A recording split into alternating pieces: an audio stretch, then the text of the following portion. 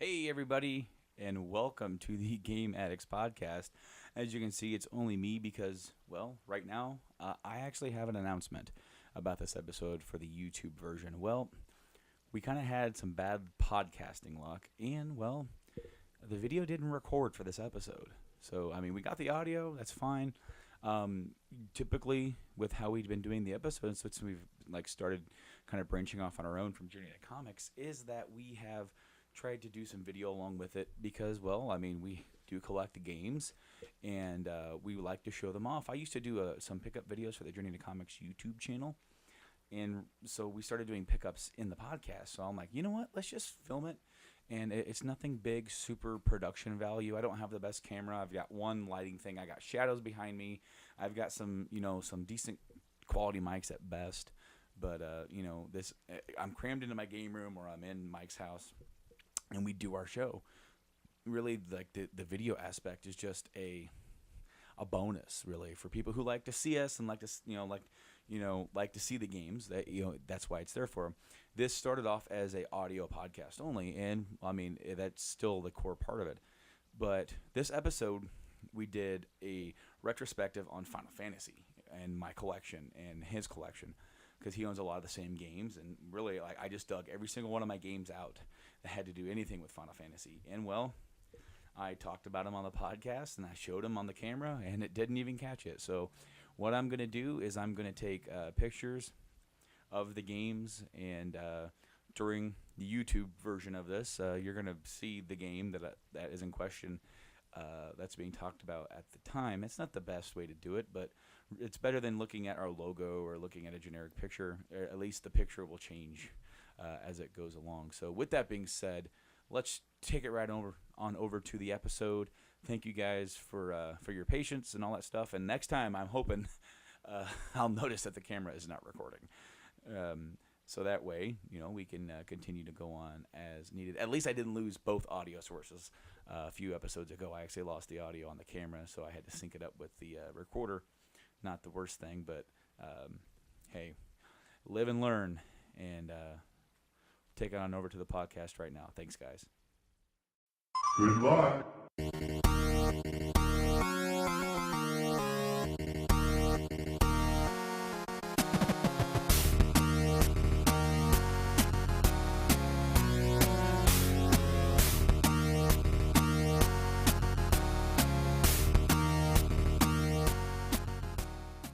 Hey, everybody, and welcome back to another episode of the Game Addicts podcast, the show where we talk about the modern and retro video games that we play and collect. I am your host, Brando. He is this podcast player too, Mike. Hello. How's it going this week? It's going good. How was your holiday weekend? Work. Work? Well, we had a cookout, right? Yes. I wonder how that went. I don't know. I guess we're going to find it this weekend because we recorded this before the weekend. That's right. This episode drops after the holiday weekend, so I hope all of you had a great holiday weekend, safe and sound. Yes, of course. Please be safe out there. Always, man, because traffic is crazy nowadays, man. People just go nuts. On the way to your house, I had a guy on the road that doesn't have dividers, because I take that back way that you always take, pass me right when I was turning left. He almost T-boned me. Oh, my gosh. Just because I was turning. Okay, so I was going to work this morning, and you know how we, when you take the exit right there at work. Yeah. All that construction. Well, they have the construction, but when you get to the exit to turn onto the road from the exit ramp, because the exit ramp kind of goes big along and around and comes around. Yeah. And then you have you're turning left lane. Right. Then you're turning right lane, because that's only two places that you can go. Right. There's a semi-truck here, 2 cars, right? Mm-hmm. And that semi-truck was deciding to wait for the traffic that's coming in, because for people who don't know, traffic, even early in the morning, going to work, people coming into town. Oh yeah. It can be pretty heavy. You're going to get blocks of quite a few cars, and then you're going to get some empty spaces where you can squeeze in. These 2 cars behind him go around him in the turn lane to turn. Right. To turn right. Yeah. And then he was in the turning right lane. Yeah, yes. They just went around him. Yep. Sounds right. Anyways. So much stupidity out there on the road. So please be careful out there, whether it's holiday season or not. Here on the show today, we don't really have a whole lot of news, so we decided to do a retrospective on Final Fantasy. Honestly, usually when it comes to these shows, I kind of put some thought into it, and then put together like a big mindset of like how and where I want to go about it. We didn't on this one. No, this one was thought up the day before. The day of. Yeah. Because it was this morning. Because I originally had said, hey, let's do a show on like the collector's editions that we own. Turns out you don't own that many. No, I don't own any collector's editions. I own just 1 or 2 limited editions. And then you know what? That's fine. I would actually. I'm searching for collector's editions. I would consider that in the conversation because they are in fact limited. Like I actually have a limited.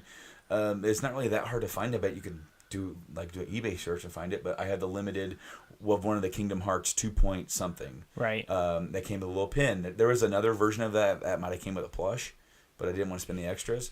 And I've got one of the games here that says collector's package right on it. Right here. I'm looking at right here.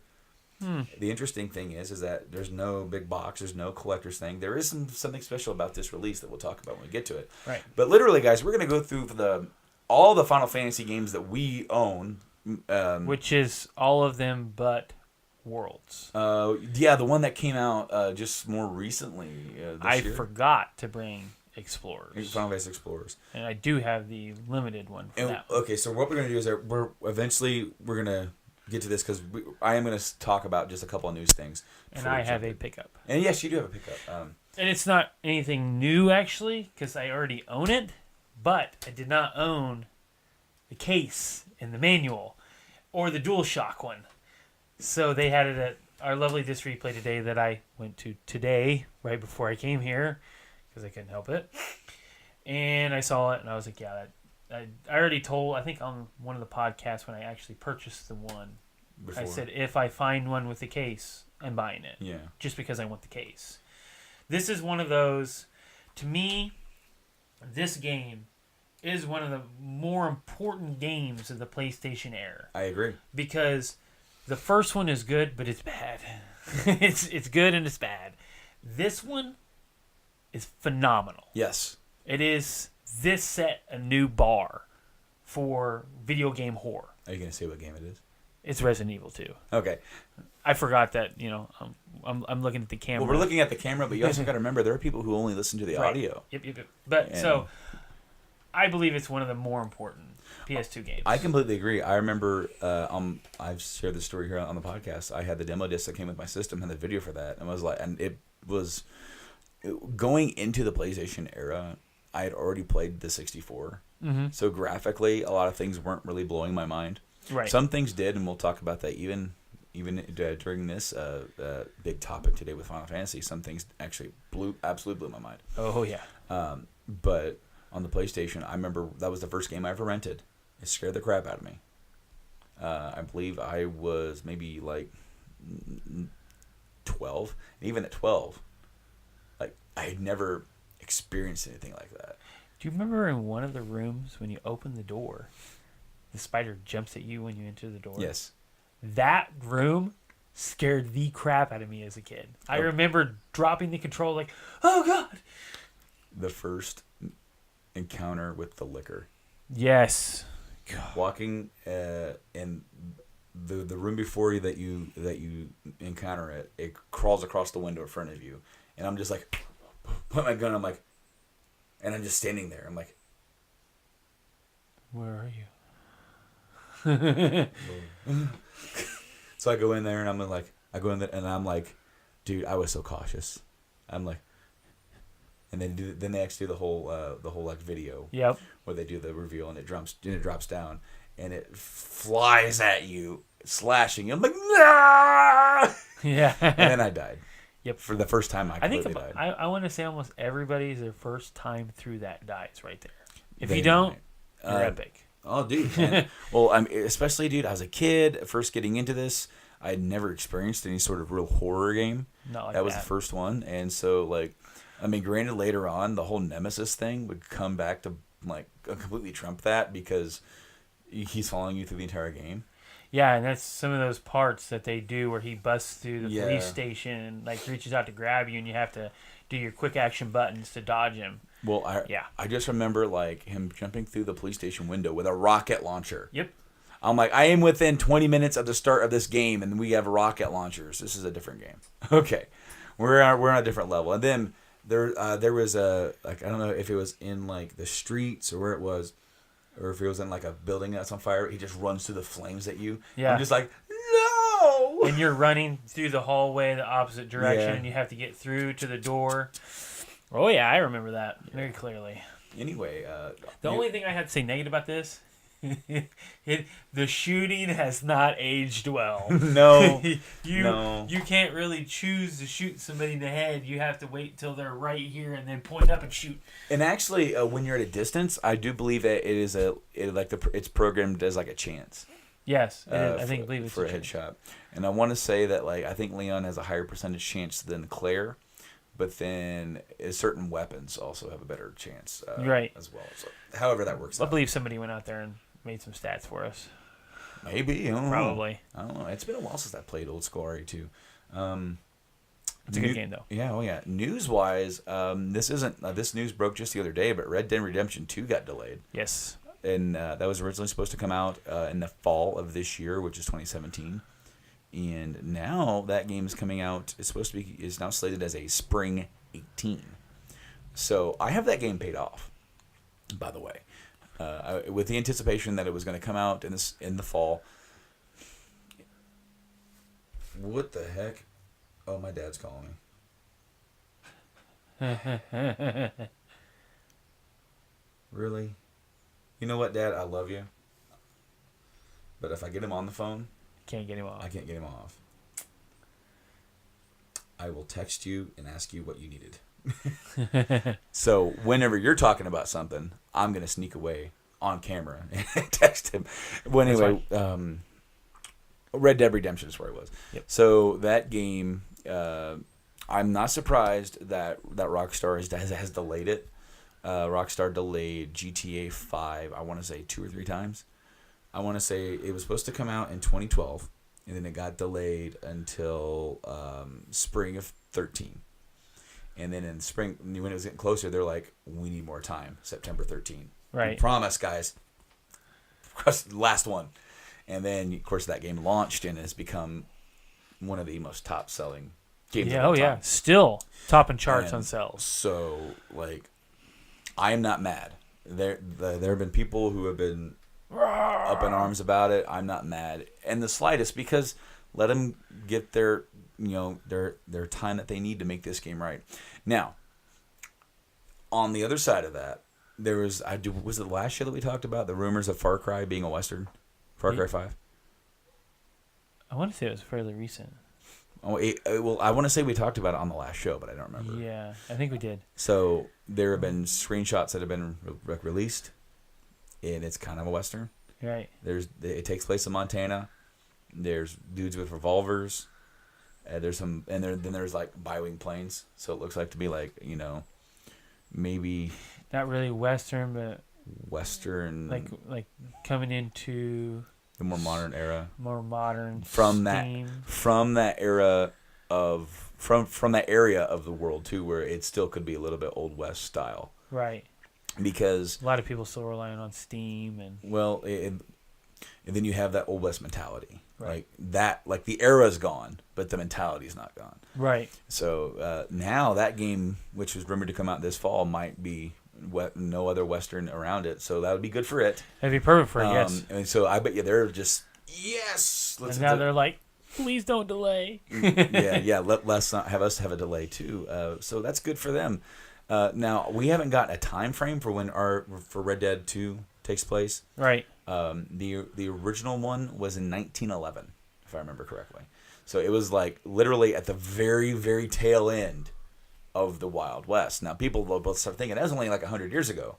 Yeah, actually, if you think about it, just 100 years ago, we were just starting to get automobiles. Uh-huh. And so when you were out west, you still lived in that old style of, horses and cattle and type of farm living. So you still had your outlaws and stuff. Granted, a lot of that stuff and more romanticized film and everything. It kind of aged and taking place kind of like more in the 1800s, in like the late 1800s. But it went into the next century. So, like I really kind of thought it was really bold of them to set the original Red Dead at the very, very end, because then you can kind of have that cross with you couldn't drive cars, but like you actually got to ride in a car, right? And like some of the weapons, they had more like you had your revolvers and all that stuff, but then there was a semi-automatic pistol that you can get later on, and even like some machine gun style, some Tommy guns.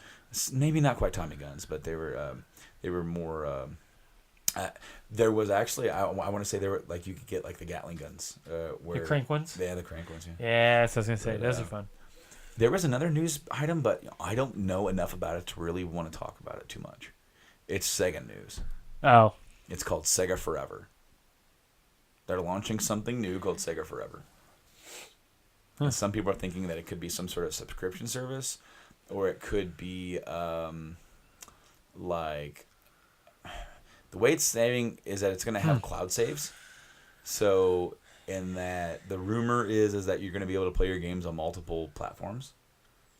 So, like if you download the game, like the video that I saw talking about it said that Comic Zone from Genesis came out in the Philippines, and it has ads. So, or you can purchase it to get rid of the ads and enable the Sega Forever. So, if they're saying that you purchase the game and then it has cloud saves, could you possibly access that cloud save from another console? If that is the case, that's gonna be crazy. That'd be cool. But then again, I like for like a lot of things, I kind of feel like that limits your sale potential. Because I mean, for some games, I could guarantee you people would buy 2 copies of it to have one on their phone or one on their PS4, whatever.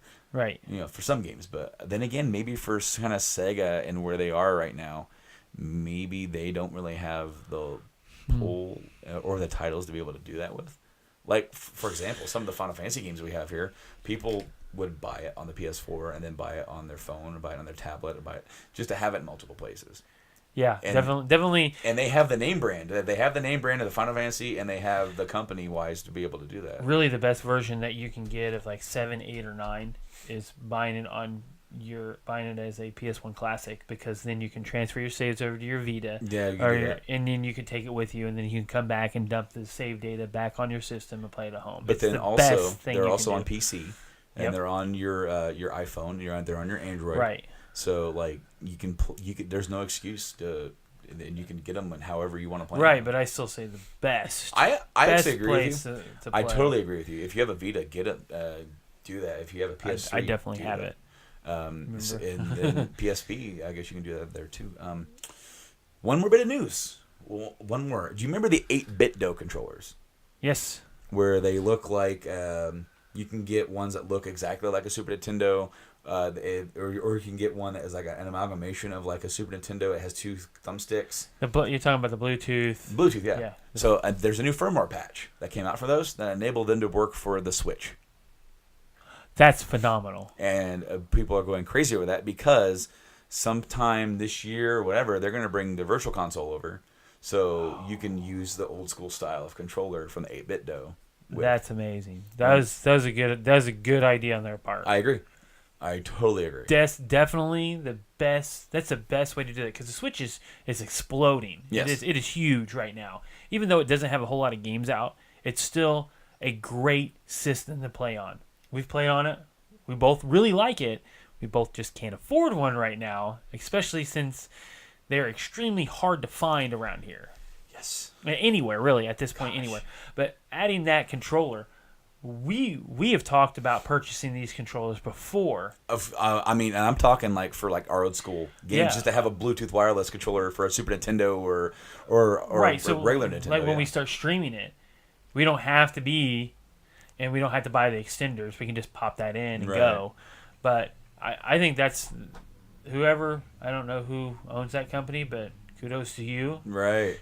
Good job of getting the volume of your sales up exponentially. Oh, dude, that is a great move from them, because that's not to say anything truly bad about the Switch controllers. I didn't mind the Joy-Cons at all. I don't like them. Like I The Joy-Con controller itself, like your little sliding thing, it's okay. You know. I don't think it's ergonomically correct when you when you definitely put it in the Joy-Con dock. Yeah.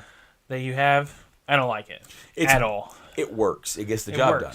I love the buttons on the Joy-Cons. I just don't like the grip. If they made a more ergonomic grip that's more like a even a PS3 style, that would be phenomenal. Now, the Switch Pro controller, I liked it a lot. Yes. I liked that controller a lot.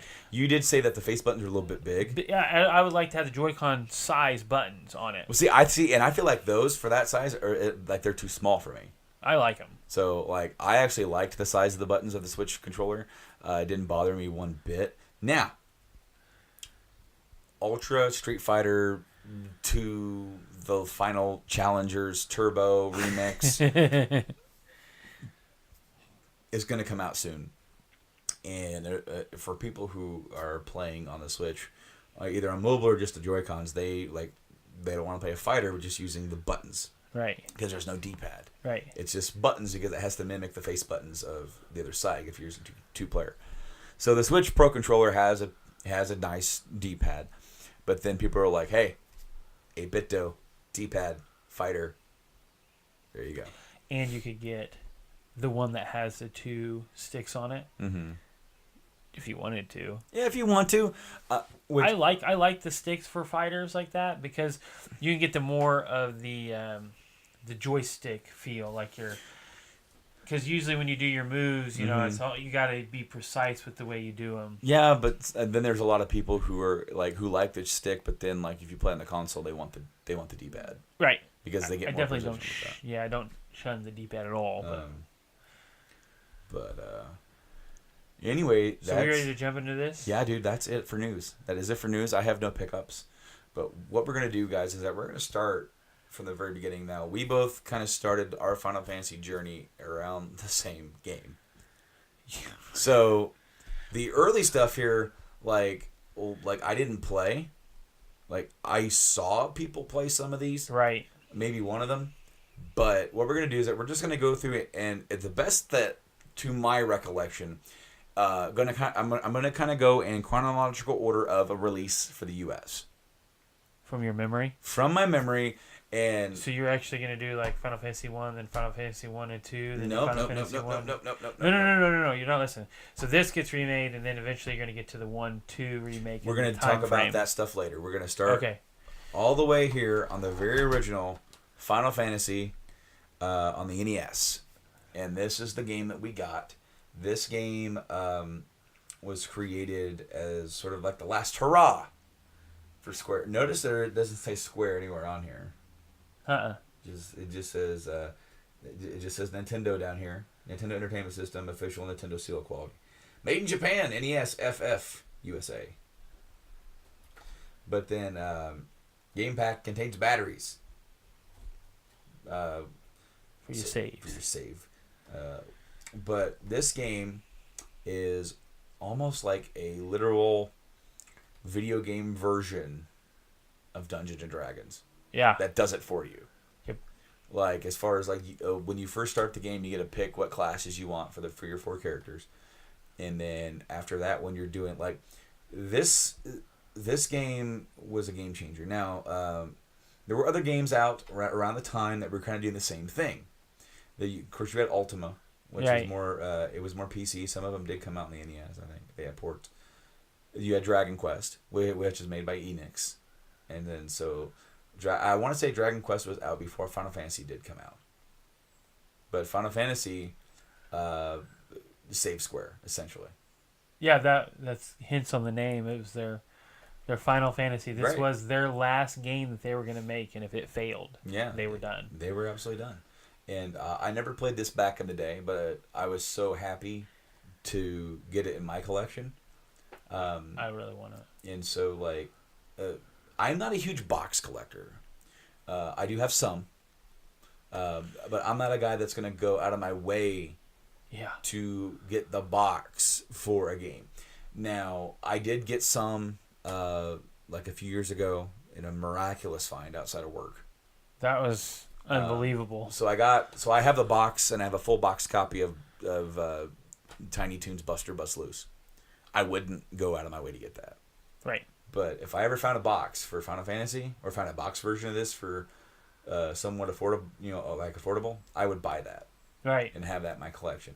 And honestly, the same goes for the next two that I'm going to talk about as well. Because the next one, you know what? I think they ended up releasing a different one first before this next one. But I'm just going to go to this next one because I'm going to talk about that one later. You want me to pull up the release order? No. Okay. I'm not that worried about it. Okay. But Final Fantasy II was released for North America on the Super Nintendo. And this game is not Final Fantasy II. Nope. This is actually Final Fantasy IV. But you see, for some reason, either it was Square or Nintendo, somebody was thinking, man, those dumb Americans, those guys they're not going to be able to understand, they're not going to be able to handle our hard RPGs. And so 2 did not get released over here, the original 2. And so when they made 3 actually was a huge success in Japan. Like apparently it blew up.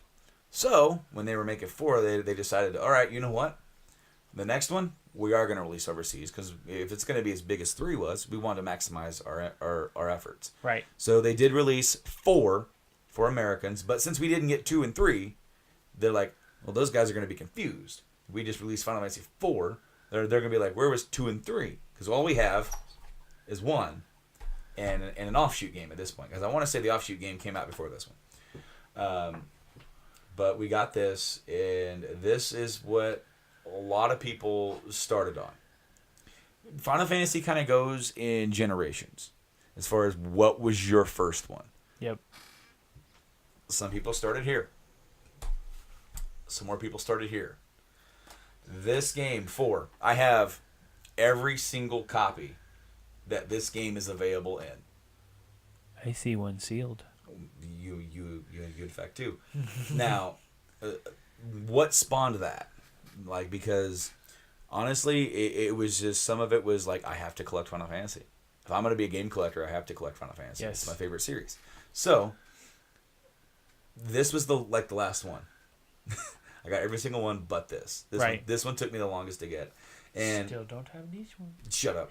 I'm talking about 4. Okay, I'm not talking about anything else. I'm talking about 4. 4's great. Like one story is very simple. Okay, yes. One story is very simple. You are 4 heroes of light, and you have to save the crystal and defeat Garland. Yeah, done. Pretty There's simple. your story. The story. This one is 2 and 3 also have a big expansive story. They actually started throwing story in there, and but in my opinion, having experienced those and then experienced this is where like the classic, like the thought of Final Fantasy is having great stories. It comes from 4. That's my opinion, because I put 4 up there as having a really great, awesome story. I really, really dig like the twist where, I mean, for the time, okay, this was a big twist. Now it's like, okay, every game has twists almost. Right. But the whole twist with Golbez, and then going forward from that, the story of Cecil's redemption is really cool to me.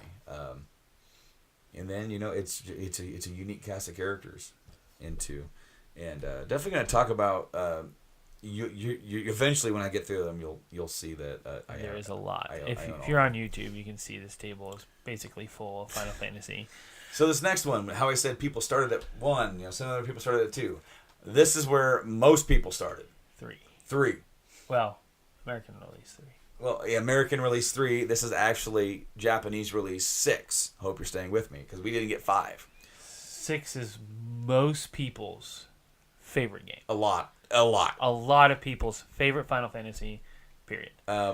When you're talking about, in general consensus, if you say, what are people's favorite, like if they do polls, and I've seen this quite a bit, this one usually beats out 7, but then this one's also in there. Yes. That, like, like 4, 6, and 7 are almost considered to be like the holy like trifecta. Yes. Even though 5 is in there, but we didn't get it. Like it was from that era.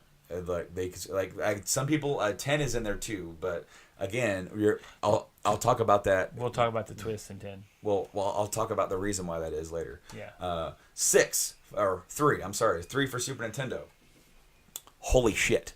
The whole new level right there. Dude, they took what they were able to do in 4 and they maximized it. This game is very unique for not really having a true solid main character, because you can say that there's 2 or 3 main characters. This is an ensemble cast game. Yes. You're going to be split up a lot with different characters, and most everybody has a very unique and awesome plot going along with it. This one has a very charismatic villain with Kefka. Yeah. It's something that a lot of people consider Kefka to be the ultimate Final Fantasy villain because of how psychotic that guy is. But 3, man, for the Super Nintendo, it just seems so advanced. Because if you play through this and you listen to like the music and everything, I hear like, man, this is stuff that I heard on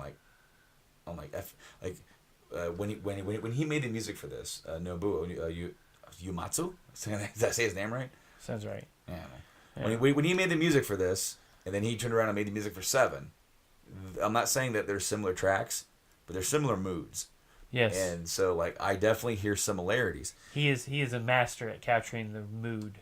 And see, for these early games, you had to, because there was no voice acting. Yep. There was no facial animation. Okay, in 3 they did this thing to capture like shock that they did a lot. Where they go, yeah, and it just cracks me up. Their eyes bulge out, and they go overly animated with the reaction. But they were able to tell such a deep story for this level at the time. Oh yeah. You know, honestly, in my opinion, it almost trumps what some of the newer releases have been able to do, even with full voice acting and bigger scripts.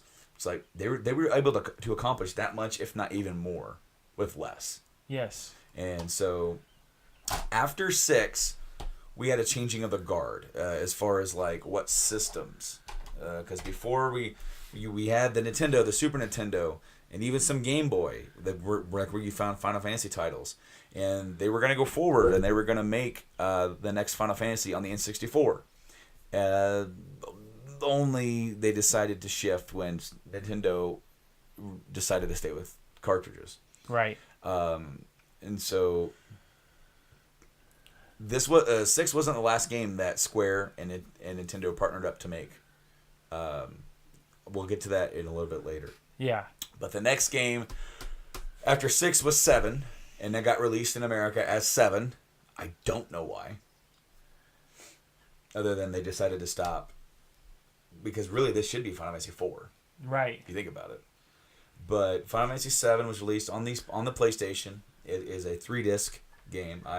This is my original copy with a replaced jewel case disc as far as that goes, because my cases I had to have my discs in like a CD right case, you know. But I was able to repair it. This is where I start, right here. And this is where I start. When I was younger, I've said it here before, I didn't get into RPGs.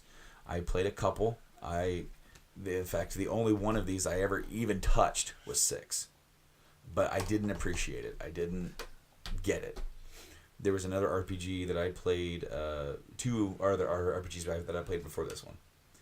And this one was the one that grabbed me. This is the one that sucked me in with that Final Fantasy magic. And tell you what, among Final Fantasy fans, it is divisive over 6 and 7, because for a lot of people, it's a matter of what you played first. Yeah. You know, if people who played 6 first, they said 6 is the best game. And even then, you know, some people even say that even before if they play the other ones. But it's almost like if you played 7 first, you almost universally say 7 is better. And really, and we even said this as recent as like last week, they went on to make better Final Fantasies than this. Yes, they did. But it's just nostalgia in a way. It's the first. this was the first 3D Final Fantasy, and it doesn't age very well. No. As far as graphics goes, it ages pretty terrible. They are very blocky. But for us, we don't care. No. We don't The care. translation is pretty poor in this. I love the way like you had to know the symbols for the item shops because they didn't change any of the shops. Nope. They Yeah. didn't say items or weapons. It just had the Japanese. Oh man, yeah. For some of those, they're man, it's really hard. weird about that. But then, like, all right, so FF7. That's what I was gonna say. And then you said something. Oh, the translation. This guy are sick. This guy are sick. Yep. There's a whole period. There's a whole sentence that just like it confused the hell out of me as a kid. When Cloud falls, and then it falls down into the church and meets Eris for the second time. That actually just knows her name now. Right. He lands on her flowers, and then she says, and he goes, "The flowers," and she goes, "Yeah, it suddenly came crashing down on top of me. It gave me quite a scare." Like church in the slums. It makes you think that the church came crashing down after that explosion, and she just happened to be tending to her flowers, and it just went poof. And she went, "Oh my gosh, a church!" After you play the game, you realize that that's not actually what she means. She means Cloud came crashing to the roof, not the entire church. Yes. So, but some of it's funny because they get something like that so bad, but then they get like Barrett's inflection for his voice, because since there's no voice acting, they have to do a lot of they have to create his jive talking Yeah. just by how they put commas and stuff and like shorten words and do slang and all that kind of stuff. Tell you what, Advent Children is Barrett.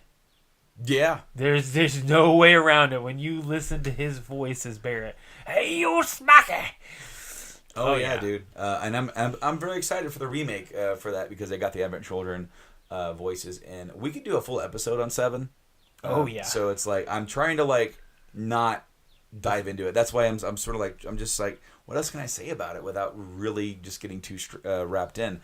This is what was say. This is the second Final Fantasy, because 10 was the first one to have a sequel.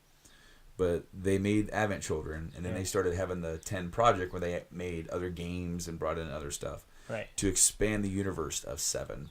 And honestly, I feel like there's some other games in the lineup that could use more games. That could use. So I'm gonna make an honorable mention. Go ahead. So now I just drew a blank and I knew the name of the game. The True 10. The actual True 10 that was supposed to be on the PlayStation never got released, and they released it recently on Game Boy 3DS, and that is Oh, you're talking about Bravely Default. Bravely Default was supposed to be the True 10. Or that was the original idea for 10. That was the original idea. They had most of it written, and then PS2 came out and they went with this, and then they kind of blew that project away. Well, like they worked. See, the way that Square would do it is that they would have multiple games. Yeah. And like in production, and not all the time would they have like the actual game figured out for what it's going to be. For example, there were 2 other games that were going to be FF7. Like there were 4 games in development, and this one became 7. I believe that was me. Nope. It's a Twitter. Thanks, Chris Gaddick. He followed us on Twitter. Nice. So this one became 7. Okay, the other one became Final Fantasy Tactics. Yes. So just to go into this real quick, the Tactics is a tactical RPG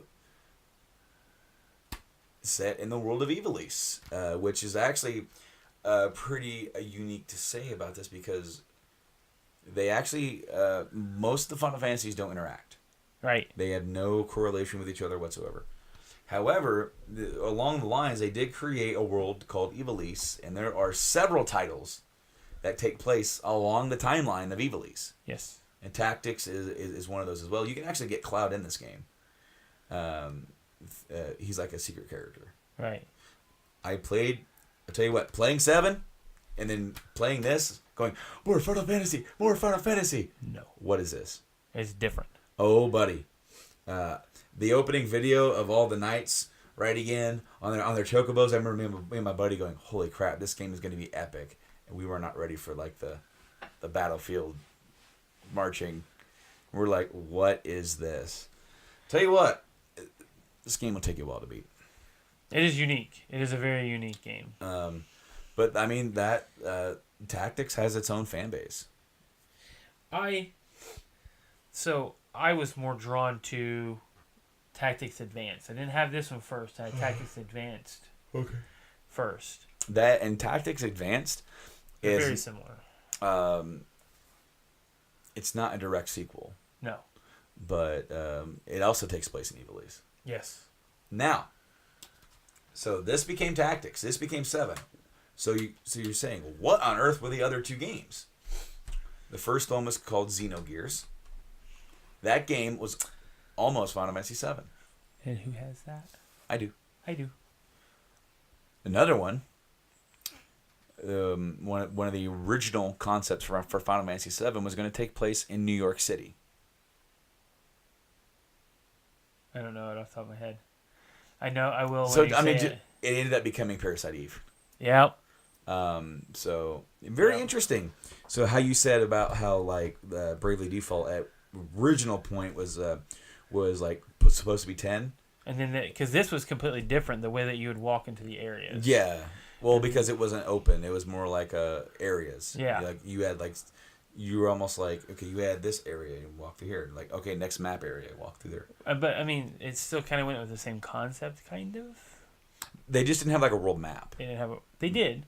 Oh well, but you couldn't roam like you could in like the other ones where you're like a little guy and walking Oh around. yeah, you couldn't do that, but you could move from place to place Once when you you got the your airship. Airship, yeah.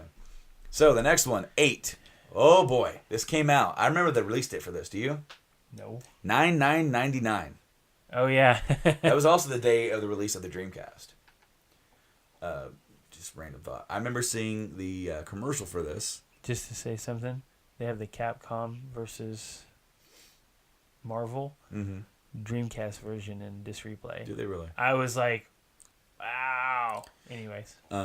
This is my original case. It's got B-Stone. Stoned. My mom wrote that on there, I'm pretty sure. Because I would loan my games out and she would write my name on them. But this is my completely my haggard manual, not looking in the best of shape there. But 8. All right, so I saw a commercial for this. This was one of the first PlayStation games. The intro for this game blew me away. Like the graphics that they were able to attain. Yeah. For that intro video, I was like, jaw hit the floor, and then got into it, and it's not quite 7. It is something completely kind of different. It's a new concept. Well, see, that's when I learned, even more so than Tactics, that when you go to a new Final Fantasy, it is just not just a completely new story, completely new everything. Yep. You have to relearn how to play the game. Some of them. The next one on your list is very similar to 6/3. Well, 9. 9 ended up doing the thing where you could learn abilities from equipment. Right. You could master them through equipment, and then you could change equipment, yes, and you and then could you can keep keep the them. skill. Now, my original 9, I no longer have. Sad face. Yeah. But I do have this re-release from the Greatest Hits. This was actually a re-release from like 2003. Because they were still making PlayStation games. I got this along... And you know what? I don't know if I have it anymore. Because I actually got it for this. But I ended up getting this and 8 for $30, both of them. So, and that was in like 2005, 2006. So it was quite some time after those games had come out. But I was hankering to play 9. And I was very mad that the person that I had loaned 9 to never gave it back to me.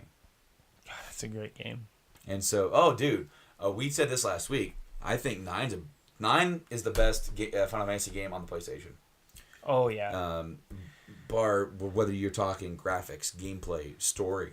This game broke PlayStations. Yes, it did. Because it was so demanding of its. Dude, it pushed the PlayStation to the max. Yeah, dude, it cooked them. It would fry them. That dude, the translation on point. I love the 8 system, the ATE system. Yes. Where you go you could it would go and follow the story of Garnet for a while, or the Vivi, what's going on off screen, where you're just kind of wandering around in a new place.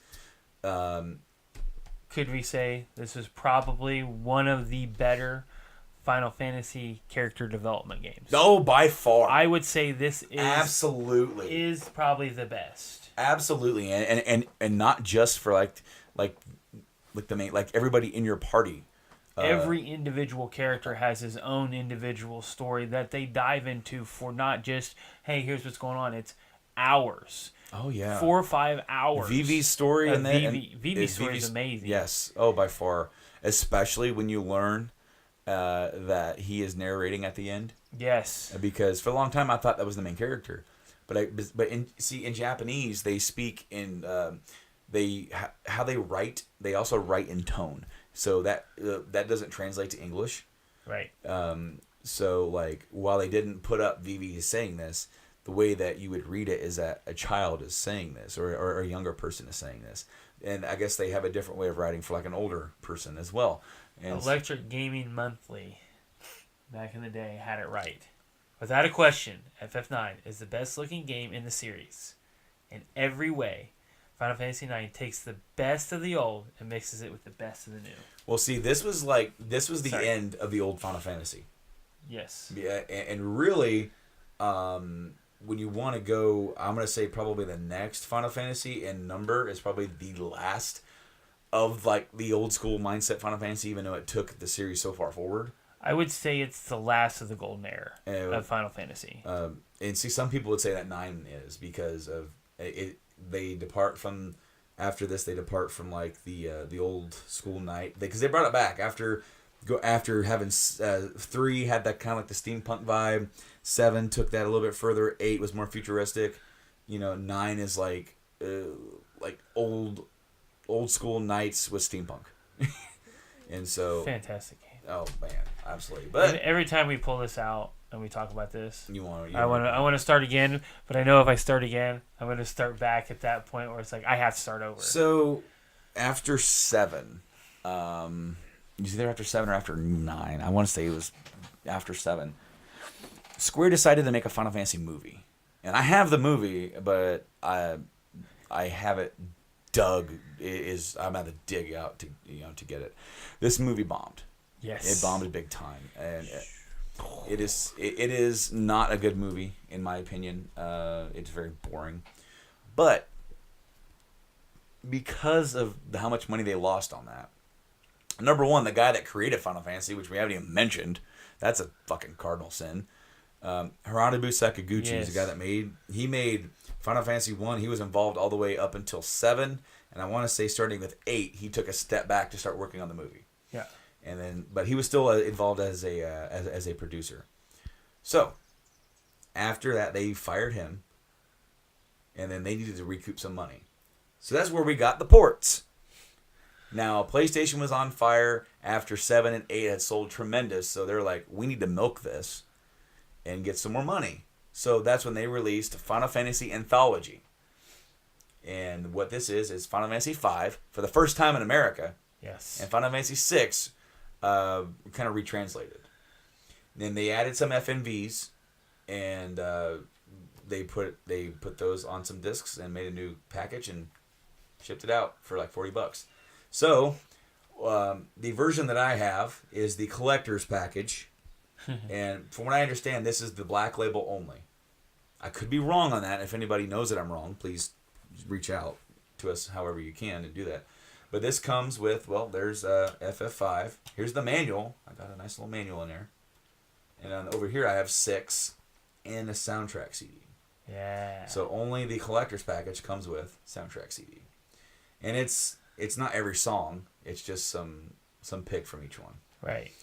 But I remember when this came out because I went and I rented it, and it was too overwhelming because when you rent this, you get both discs in both games, and you get to keep it for a couple of days.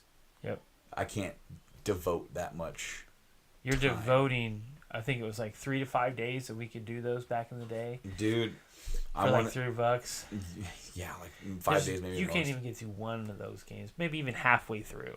When I've told the story on the air before, but I rented 9 for 2 weeks straight, and my dad got tired of renting it, and he bought it for me, and that's when I beat it that night. Yeah. I was on the phone with my buddy. I was sitting there just talking to him, BS, and then I'm like, well, I beat 9. He goes, wait, just now? Yeah, I beat the last boss. He goes, you were playing that just while you were talking to me? I'm like, yeah, I was so certain I was going to die. But so I remember started to play 5, and then I started playing 6, and I remembered 6. That's when I remembered. Oh crap! I remember this because I started playing that before. Well, I got a friend's house when it was on Super Nintendo, but I never could even crack the surface of either of them because of how much time you had to devote to them. The next one that they released was Final Fantasy Chronicles, and that included Final Fantasy 4, which was Final Fantasy 2, over here we got on Super Nintendo, and Chrono Trigger. That's the big one. Well, here's the thing. That's not a Final Fantasy game. No. It doesn't say Final, it doesn't say Fantasy, it doesn't have a number on it. It doesn't say Tactics, it doesn't say Gaiden, it doesn't say anything. What the hell is Chrono Trigger doing here? Well, we'll talk about that in a second. Now, this copy of the game, and I wonder if I still have it in here. I remember at one point, I do. I have the receipt, guys.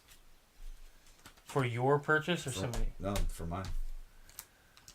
So, this is from Lafayette, Indiana Game Exchange. December 13th, 2008. At 8:38 p.m. I went in there and I bought PSX Final Fantasy Chronicles for $19.95.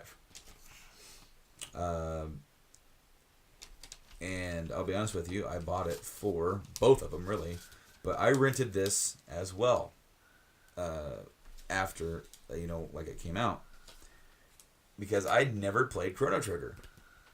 I had heard of it, but I never got it. I never got a chance to play it. I had since I can't remember if I did not play 2 as a kid. I played 3.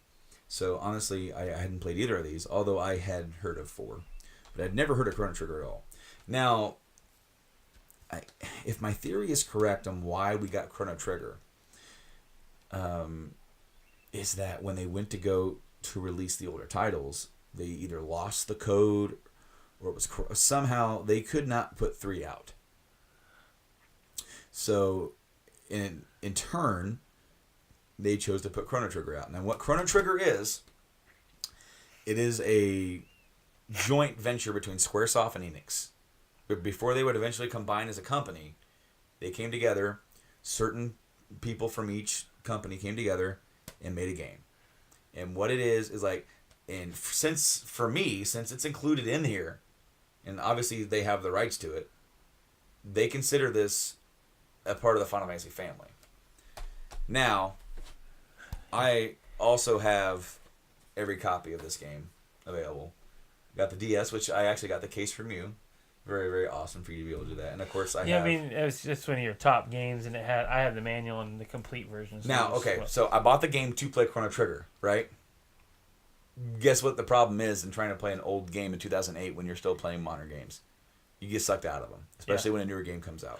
Luckily, though, with Chrono, it is not a 80-hour game. It isn't, but see, I would say 12 to 14. I didn't get to play it, or I didn't get to finish it on this version. I started playing it, I liked it. Rob played it here too, he liked it as well, never got to beat it. It wasn't until I got the DS version, and I remember I got this New Year's 2011, because we were living here when I got this. Mm-hmm. And I put this in my 3DS, and I said, I am playing and beating this game. I have no other game that I'm playing right now. I still have a few months until Mass Effect 3 comes out. I remember this. So I played through Chrono Trigger on the DS, and it impacted me so that when the time came, I did get the boxed complete version. And I believe that game slingshotted from... Yeah, I played it and I really wanted to sit through and play it too. This is one of my favorite games of all time. Oh, it did. It did. And I'm so glad that I got the chance to sit there and play that. Because it's... To me, Chrono is a Final Fantasy because it felt like it. It definitely feels like Final Fantasy. Like where it's different is that the main character doesn't speak. It kind of has the Dragon Quest. Right. That's like the Dragon Quest part of it. Not only just in look, the character, because all the characters are drawn by the guy. And I also have something to say. This game did what this game perfected before. Mm-hmm. By using the tech powers, the dual powers with your guys. Yes. If only this could do it with all the characters. Because this one, it's Steiner and Vivi and combining powers. Yeah, and that's like you don't take Steiner and Vivi in different parties. When they split up, they go together. Well, there are times where you can't, but then when you get back together, of course. With Chrono, what I liked about that is that you had like the battle system. You had so many different possibilities. Yes, so many different possibilities for what you could do, and honestly, I had my set characters. I want to say I ended up having Chrono, Marl, and Frog. And so, when you got other characters, every other character mixes with everybody else in the exact kind of way that you would need them to work. Right. For a heal, for a big attack or anything like that. It's just a matter on how you use them. The only character that doesn't do it is Magus, and he is a character. That's the twist in Chrono. You think Magus is the lead villain? Nope. Once I got to that part and they twisted me like that. That was like the Final Fantasy old school twist. I'm like, oh god, I love this fucking game because this game is doing what no modern RPG had done in so long. Right. I love the Mass Effects. I liked Dragon Age, but it didn't do what this game did, where it just sucks you in. And I'm sitting there with my 3DS or just actually my DSi at the time. I'm just glued in, and then I beat it, and there's almost nary a better, greater feeling than when you do that. The next one is the last one of the re-releases. Final Fantasy Origins. This is the original NES Final Fantasy, and Final Fantasy 2, which we never got over here in the States until this release. Final Fantasy 2 is almost considered by most to be the hardest of all of them. I have played it. I have not beat it. But I actually do know the full story. Very dark, it's for being only the second one and the first one having a story. It goes very dark. But again, it's the first game. Right. Second game is the real treasure for that one. I ended up buying this from Game Exchange down in Noblesville, because for classic collector, once you start, it's like I can't stop. I gotta have them. I gotta have the entire PlayStation. Yep. Set. Once you get to a certain point, it's like, all right, I've already crossed the threshold here. We got to keep going. Yeah, and I had a lot of these. I ordered Final Fantasy Anthology. Ordered that on Amazon because I wanted the black label with the collector's thing. Because I'm like, I gotta have all black label at the time, right? And now you're just like, man. Okay. Well, it actually kind of started with this, because I finally found it. And it was, I can't remember, I think it was like $10. And I'm just like, I'm buying it. I don't even care. Don't even care anymore. You know what? I just want to have a copy of the game. So, that ends our PS1 section. Now, Final Fantasy X, PS2. We're going to the PS2. This is my original copy. Holy crap, this game blew me away. I said that earlier.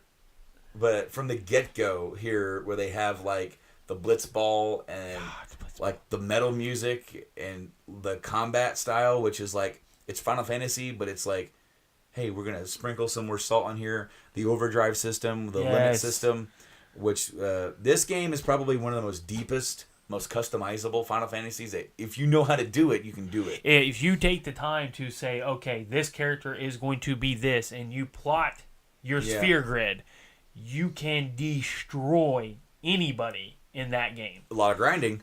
A lot of grinding. More grinding than Eight's Magic. Yes. But you can just destroy people in this game.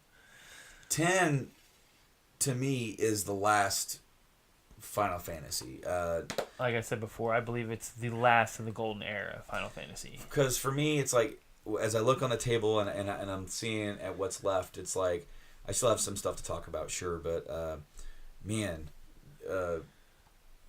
this game has an awesome twist. Yes. Man, you know what's funny is that playing this, I sort of shoved this to the side for a long time in my head. I tend to glorify 7, 8, and 9 as being like where I played them. You know, my Final Fantasies. Those are my 3. But then it's like my fondness for 2 that I played after this one. I played 2 after I played this, and same with 6. And then it's like and their stories, Chrono Trigger. Even if you do or do not want to put it in there.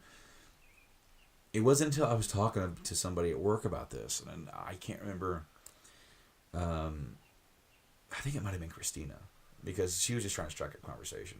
She was like, "So tell me about some of the games you play." I'm like, "I got a lot."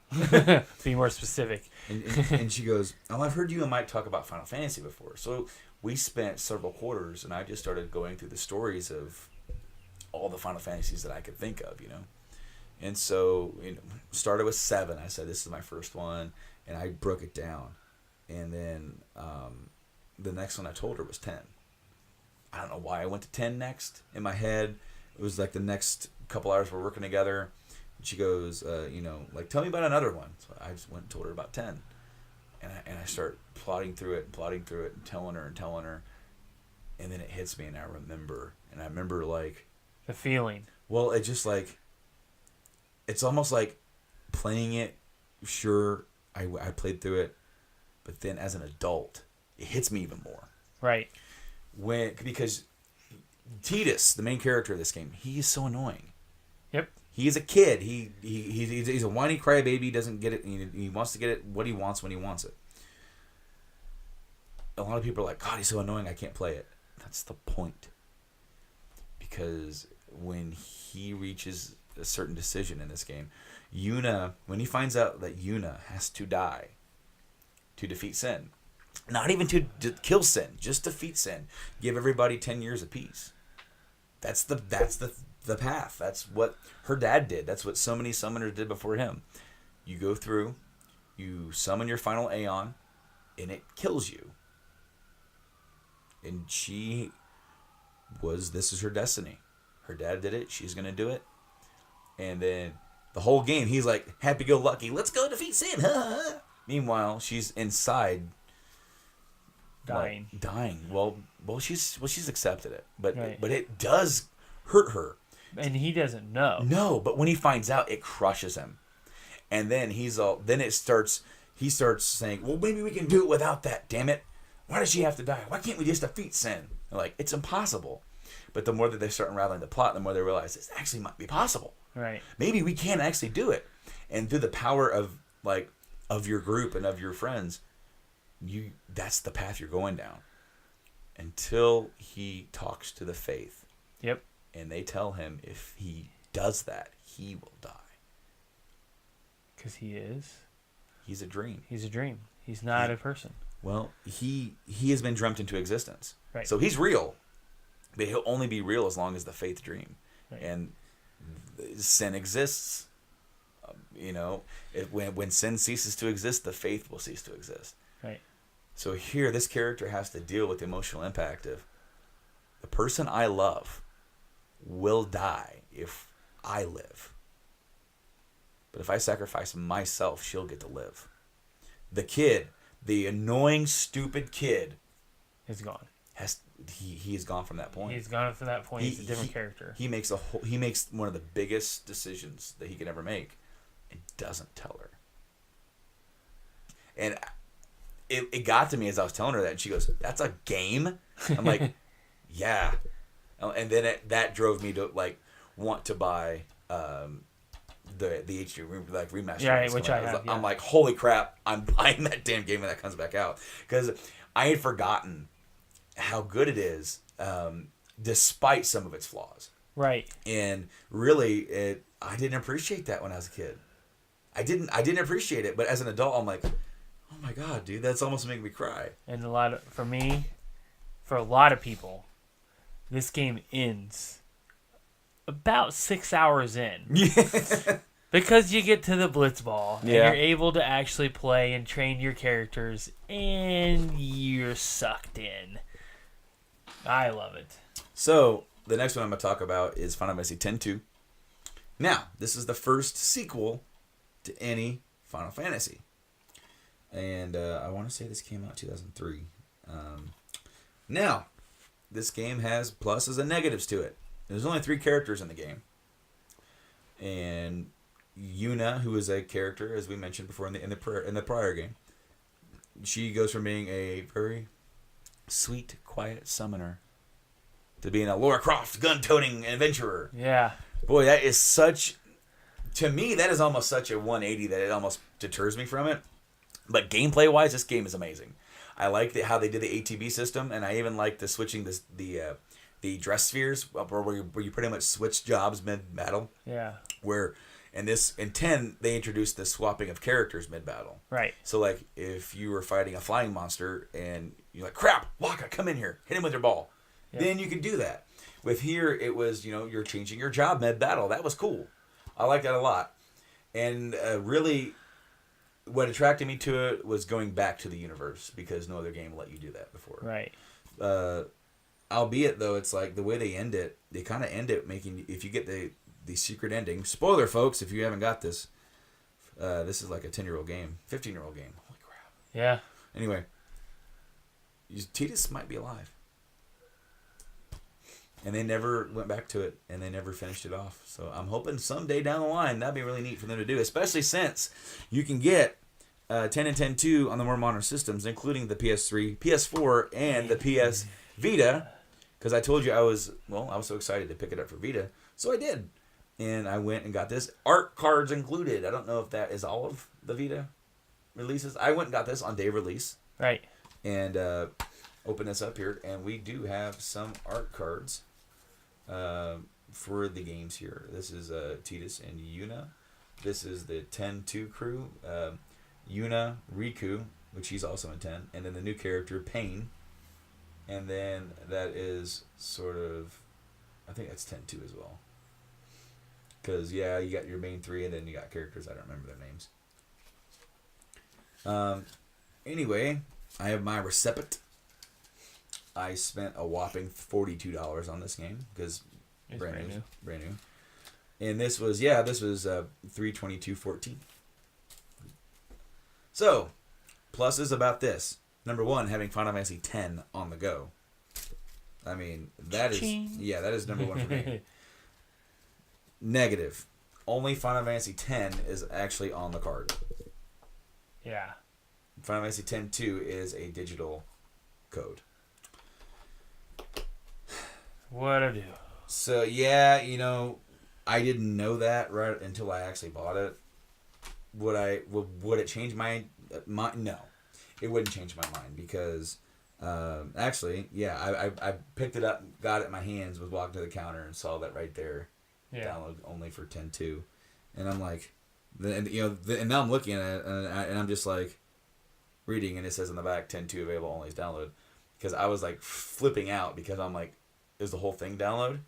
Because if not, I'm not buying it. Yeah. But no, 10 is on the card, and really that's the one that is my favorite out of it. Yeah. Anyway, so would be nice if they actually released it on like a 2-card thing, but what to do? Next, we still have a lot on the table. we do, and I'm trying to figure out where I want to go next. You know what? Let's go with here. the advanced. Let's go here because they ended up doing ports of the Game Boy for the Game Boy Advance, and they ended up having Final Fantasy 1 and 2, which is like the Origins. Yep. It's called Dawn of Souls, And I want to say that that the Advanced has a it has a special thing just for the Advanced. I don't think it's on here. Where Final Fantasy 2, you get like basically a DLC or like an extension where you get to play as characters. In Final Fantasy 2, you have 3 main characters, kind of like in 10-2, but you have one rotating cast member, and a lot of those people die along the way. Right. Like they sacrifice themselves. Well, guess what? See, in Final Fantasy 2, the Emperor, you kill the Emperor, and then he goes to hell. But he's so powerful, he takes over hell, and you have to kill him again. Anyway, there's a point in there where you end up in hell, in the afterlife, where you end up in the afterlife and you end up making your way to hell to help out, and you're playing as the characters who have died. Right. So I thought that was kind of cool. But other than that, it is the same sort of port. We'll go ahead with this. Final Fantasy Tactics Advanced, as we said this earlier, this is not a port of Final Fantasy Tactics on PS1. This is like not a sequel in the same universe type thing. It's kind of it's its own story, but yeah, it's very unique because you actually create the map to your liking. So so it starts off and these kids are like get sucked into a book, right? Into a book, yeah, and then they get sucked into that world. Yeah.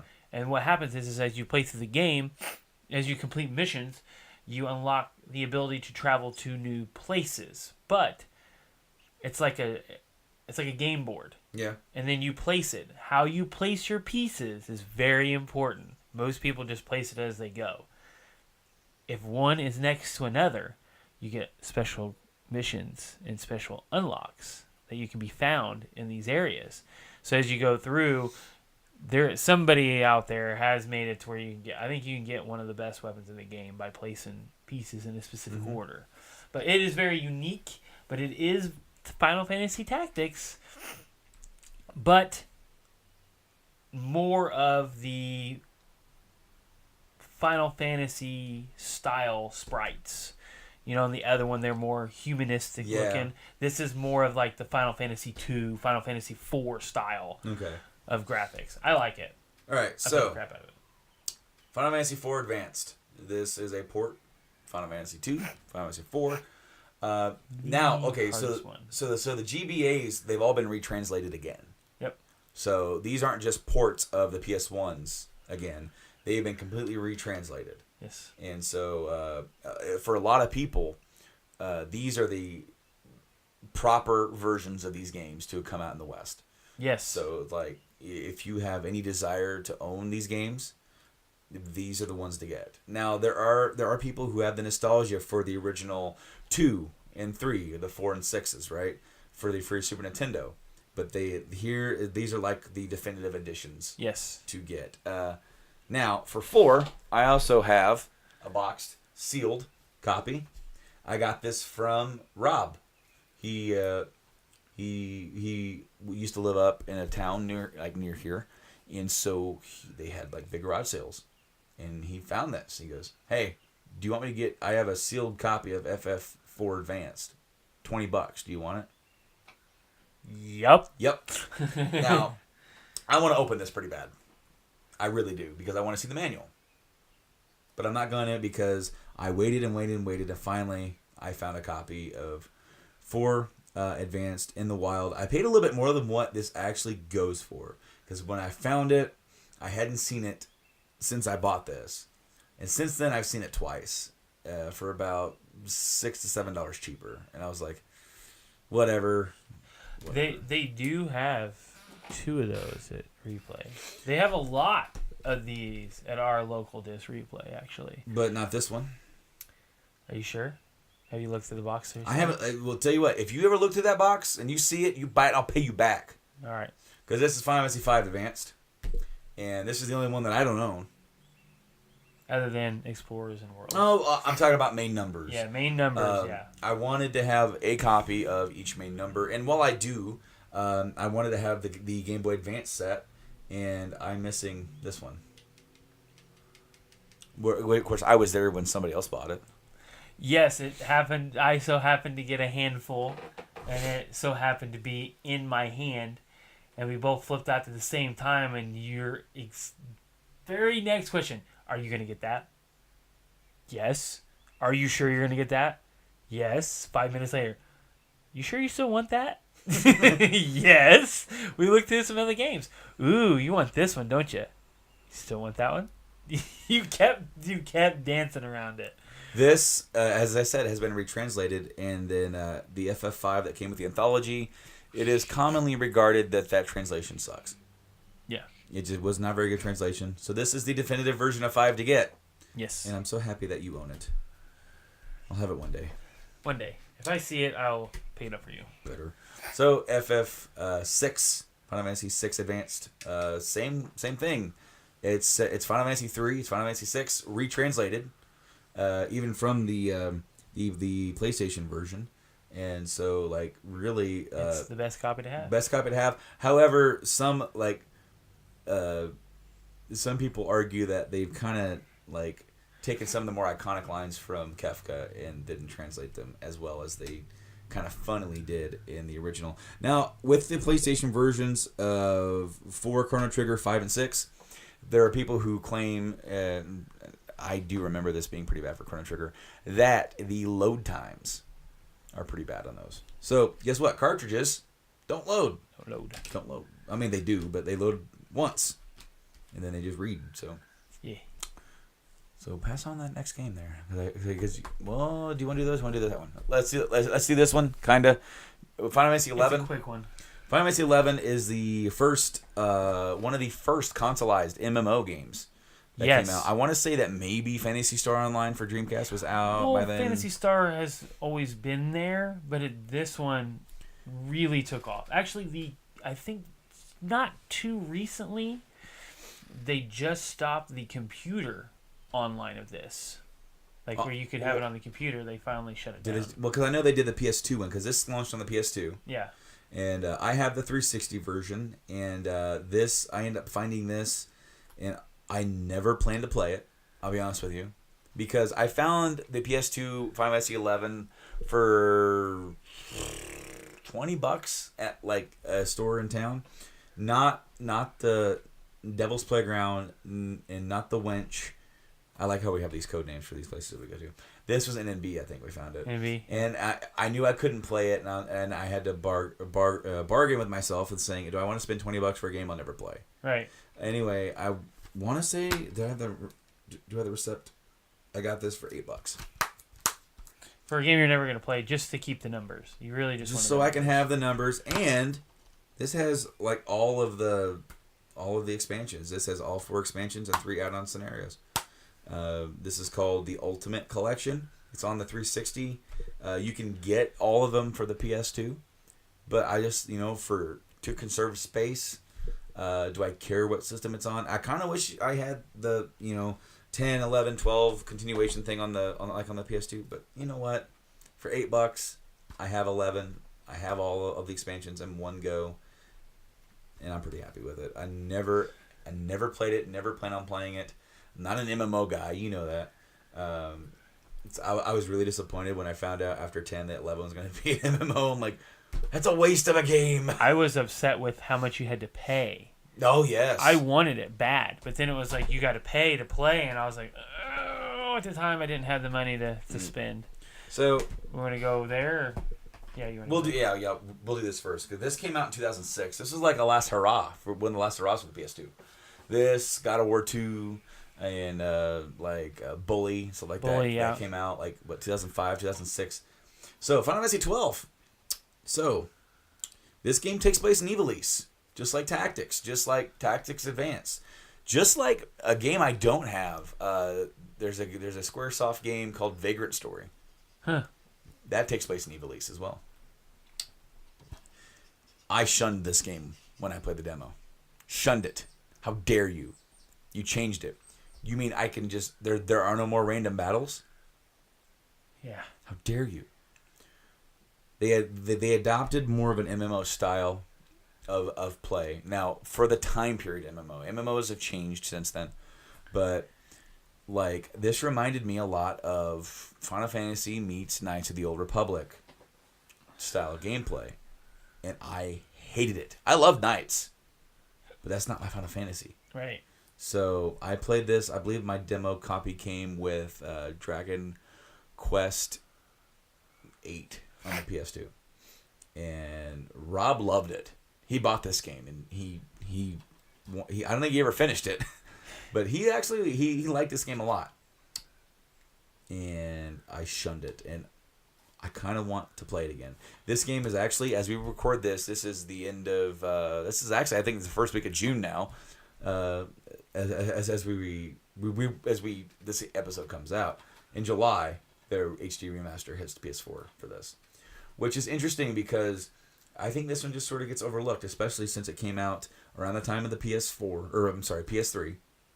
And so it was this game kind of had the same problem as 9 did.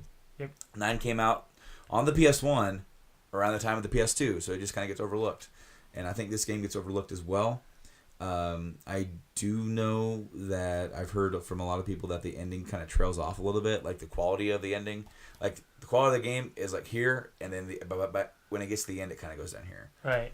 Maybe another game might do that. That's on the table. I don't know. I would say that the other game that you're referring to starts out low and stays low. Oh well. The Gameplay is fantastic. Next game we're going to talk about, Final Fantasy Crystal Chronicles. Not going to spend a whole time on this because I never really played a whole lot of it. I kind of got this, I think, last year, maybe so.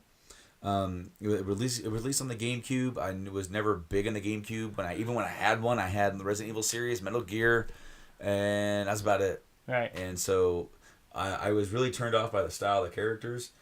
Did you ever play this? I don't think I did. Okay. This actually has 4-player connectivity using the Game Boy Advances.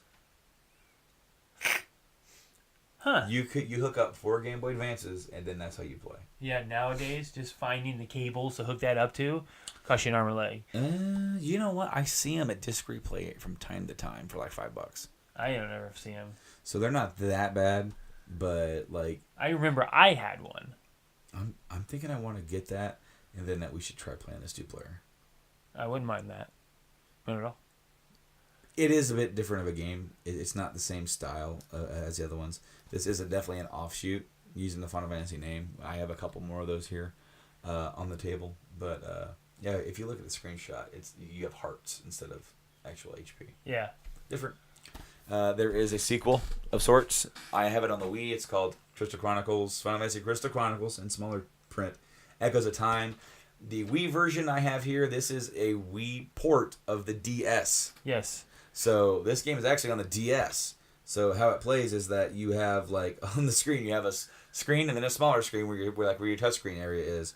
I tried it out just enough to kind of know that.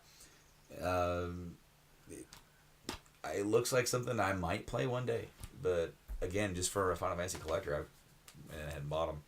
So now we're gonna go to we're gonna hit the DS games. Okay. So what year did this come out? Okay, starting off Final Fantasy 3, the remake. This came out in 2006. This is the first time Final Fantasy 3 made it to the West. Yes. The original 3, not the Super Nintendo 3. Yeah, that's 6. This is the one that sold like crazy over in Japan, and they decided to bring 4 over in the form of Final Fantasy 2 on the Super Nintendo. So, for whatever reason, I think it was the code that they lost the code, or it was corrupt, or it's going to be too much work to port the game for the PS1. So they ended up jobbing out. I don't know what company did it. I heard it like a few months ago. But another company remade the game for the DS, and it did very well. Yeah. And my copy, unfortunately, is just, I only have the cart. I do have empty cases that I bought online, and I printed a cover. Honestly, just so that way I could have it on the shelf and it blends in. I'm waiting for a complete copy. You know what? I found one about a week after I bought the cart. You're like, no. But you didn't care at that point. I didn't have the money to buy it on me. Not like what I'm doing now. Is I don't have it complete. Well, I better buy the right. I've actually done that in the past where I've actually upgraded my copy, but if I come across it again some other point in time, I'll do it. The next one, Final Fantasy IV. the hardest copy of Final Fantasy IV. I can attest to that. This is a complete remake in the style of 3. Mm-hmm. So after 3 was such a big success, Square's like, oh, okay. And they're like, we want to do 4. They just said, we want to do 4. So they completely remade it with 3D graphics and voice acting. And it's honestly, it's hard. it is hard. It is hard, but it's also a great version of 4 to get. It is. My original copy of this, I didn't have the case at all. I just had the card because back when I was buying games, I just would go to GameStop, buy the card. Right. Didn't care. But then I became a collector, and then I wanted them. So I actually bought this on eBay. Went on eBay, found, I think this cost me $10 just for the case. Yeah. Maybe a little less. I think maybe it's like $8 plus a couple of dollars shipping. So I've actually looked for 3 on eBay. Can't find it. Couldn't find it anywhere. Otherwise, I would actually, I might have bought it because it's been so long since I bought this. This one was a more recent copy than this one, but I bought this like years ago. Right. When I first got the DS, and yeah, it's hard. This one is a more recent buy for me, and I don't even know if I put it in to test it out, but it's Advanced 2, Tactics Advanced 2. Sorry. Final Fantasy Tactics Advance 2, Grimoire of the Rift. Let me see.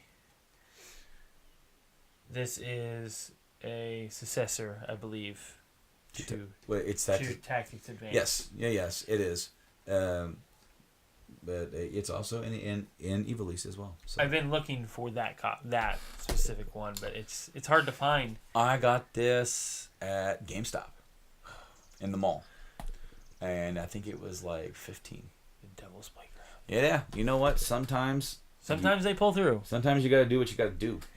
I saw a video on our YouTube that really, or not YouTube, on our Facebook page that really reminded me of how I feel every time I go into GameStop. Dude, the cartoon video? Yes, where the guy flips out because all he's doing is asking for promotion. He's pushing. Yeah, he's pushing magazines, pushing this, pushing that. Everything. And back in the day, that never happened. It was, thanks for the game. Hey, we do have a magazine. If you're interested in it, here it is. Have a nice day. Yep. That was the extent of it. Now it's like, hey, I walk into GameStop, first thing that gets asked, do you own a Switch? No. You need to buy a Switch. This is blah, blah, blah. And he's pushing this stuff, and I look at him and I'm like, that's great deals, but no. I don't have $500 to drop. I don't want it. Yeah. And they keep pushing it. Oh, yeah. The last time I was in there, I talked to Torres about this just last week. I said, told him that I was in there because he was thinking about getting a Vita, right? Because he wants to play Persona 4. And I said that, like, yeah, they still got some at GameStop. They got some games in there. Like, it's not a big section. I'm like last time that I went in there, I went in there and the guy's like, hey, how you doing? Yeah, you want some? Yeah, buy something, please. Because me and him were talking about how places are just going out of business, right? And the GameStop's like not doing that great as a company, and so they're really pushing for sales. And so the manager came out and saw me looking at the Vita stuff. He goes, "Hey, how you doing? I'm doing pretty good." He goes, "So you like the Vita, huh?" And I said, "Yeah." He goes, "Wait." He goes, "Is there anything else you play on?" And I went, "I love this line. Being a collector, I play on everything." Yes. Because they kind of look at you like you're just trying to shut them up, which I kind of am, but it's actually not a lie. Yeah. I really do play on everything. I actually do own an Xbox One, despite how much I don't play it. But I do own one. And actually, not off topic. Well, kind of off. Not to get too off topic. I did pre-order Red Dead 2 for the Xbox One. There's no real reason to have it on the PS4. Right. Anyway, back. Moving on. Torres said something like he probably thought he was being punked because here somebody was in the store looking at the Vita section. I'm like, yeah, he probably thought I was probably like an undercover boss or something. Right. Some guy coming in, and then he goes, I better give this guy all my attention just to make sure that he's not like a secret buyer. So the next section I want to talk about is my PSP set, which 1, 2, 3, 4, 5, 6, 7 games. First set here is a port of Final Fantasy 1 and 2, just like you can get on the PS1. Hey, and the Game Boy Advance. But these are the 20th anniversary editions, and I want to say they add in some new dungeons. Yeah. So, same game as the other ones, but some new dungeons. And they're individually packaged, and I think they were like brand new $40 a piece when they came out. I love the top of this right here.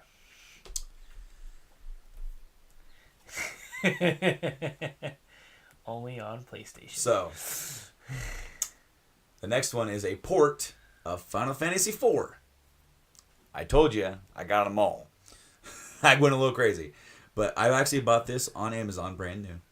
Got it for like $15. Yeah, it's a good deal. And what this is the Final Fantasy IV Advanced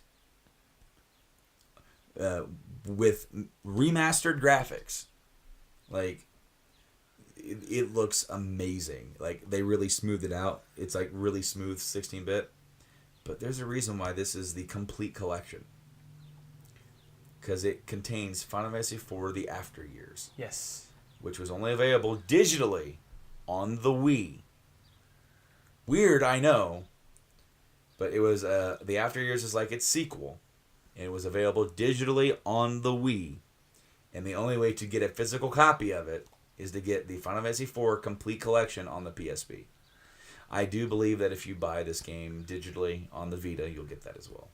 But if you want a physical copy of the After Years, PSP is where you got to go.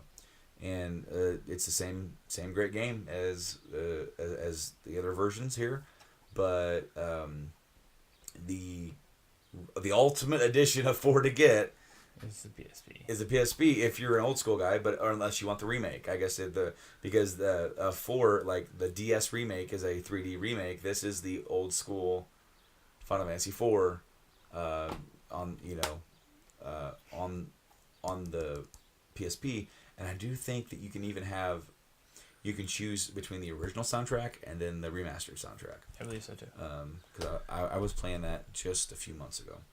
The next few games here, kind of a sidestep here. Dissidia, Final Fantasy. I have this and Duodecim. So these are just completely different. They did games. These are fighting games. Yep. And what it is that they have the hero and the antagonist from 1 through 10 of the Final Fantasies for Dissidia, and you play like a board game game. Yeah. And you go through and you fight. And Dissidia, what they were able to do storyline wise is connect all of the Final Fantasies together. Yep. As like different realms. And what I like about the first Dissidia is that it actually has a reversible cover. The actual default cover is all the heroes, and it's white, but the one I have it on, it's black, and it's all the villains. Yes. And this game, from what I'm understanding, because I haven't really played it, because I played a lot of this, because I got this on the PSP Go. Yeah, right. Yeah. But then when I picked up Duodecim, from what I understand, this has the entire first one on it. Huh. And they include more characters, like from 13, and it says right here on the back, Lightning and Tifa join in, but they also add in Laguna, Yuna. There's I can't remember the name from 12, and then and then Kane. From 4. So they add some new characters in. There was a DLC prequel that you could get Eris, and I don't know if you can still do that. But they're just completely different. Absolutely completely different. Crisis Core, Final Fantasy 7. So this one is of our favorite. You know what? I actually didn't get my other Final Fantasy game on there because I grabbed all my Fs over there, but I didn't grab Dirge. Grab it. We got to do some shifting here, folks. Dirge of Cerberus. Oh yeah. So I didn't like Dirge that much. A lot of people did. It's a third-person shooter game thing. Yeah. Thing. It tries to be that and a RPG. You play as Vincent, which that's cool. I like Vincent. It has the graphical style of Advent Children. Has the voices from Advent Children. Has some cool stuff in this game. And is this takes place after Advent Children, Mm-hmm. And it even sets up a whole new game, but they've never explored it. Because this did not do very well. No, Not no, it at did all. not. But you know what? It's part of the family. That's all I gotta say. It's part of the family. It may be a bastard child. If you can cheat your way through it, or watch it on YouTube for the story, Yeah. do that. Yeah. But for Crisis Core, this is why I bought a PSP. Yes. Crisis Core is the prequel to FF7, where you play as Zack. And, of course, the ending of the game, you end up in Nibelheim, and you play through the Nibelheim incident. Yep. But then you get to see, even from before that, where Cloud and Zack meet for the first time, and who is, like, you meet new characters, Angeal, Genesis, and you get to find out more about the experiments that made Sephiroth. Yes. And And that really actually sets up another game. But they never went anywhere with it. they had this whole thing that they were doing with the Final Fantasy X project, where they're releasing titles until the 10-year anniversary. Right. Well, the 10-year anniversary is this year, and they quit doing. I think this was the last one that they did, and it was like 2008.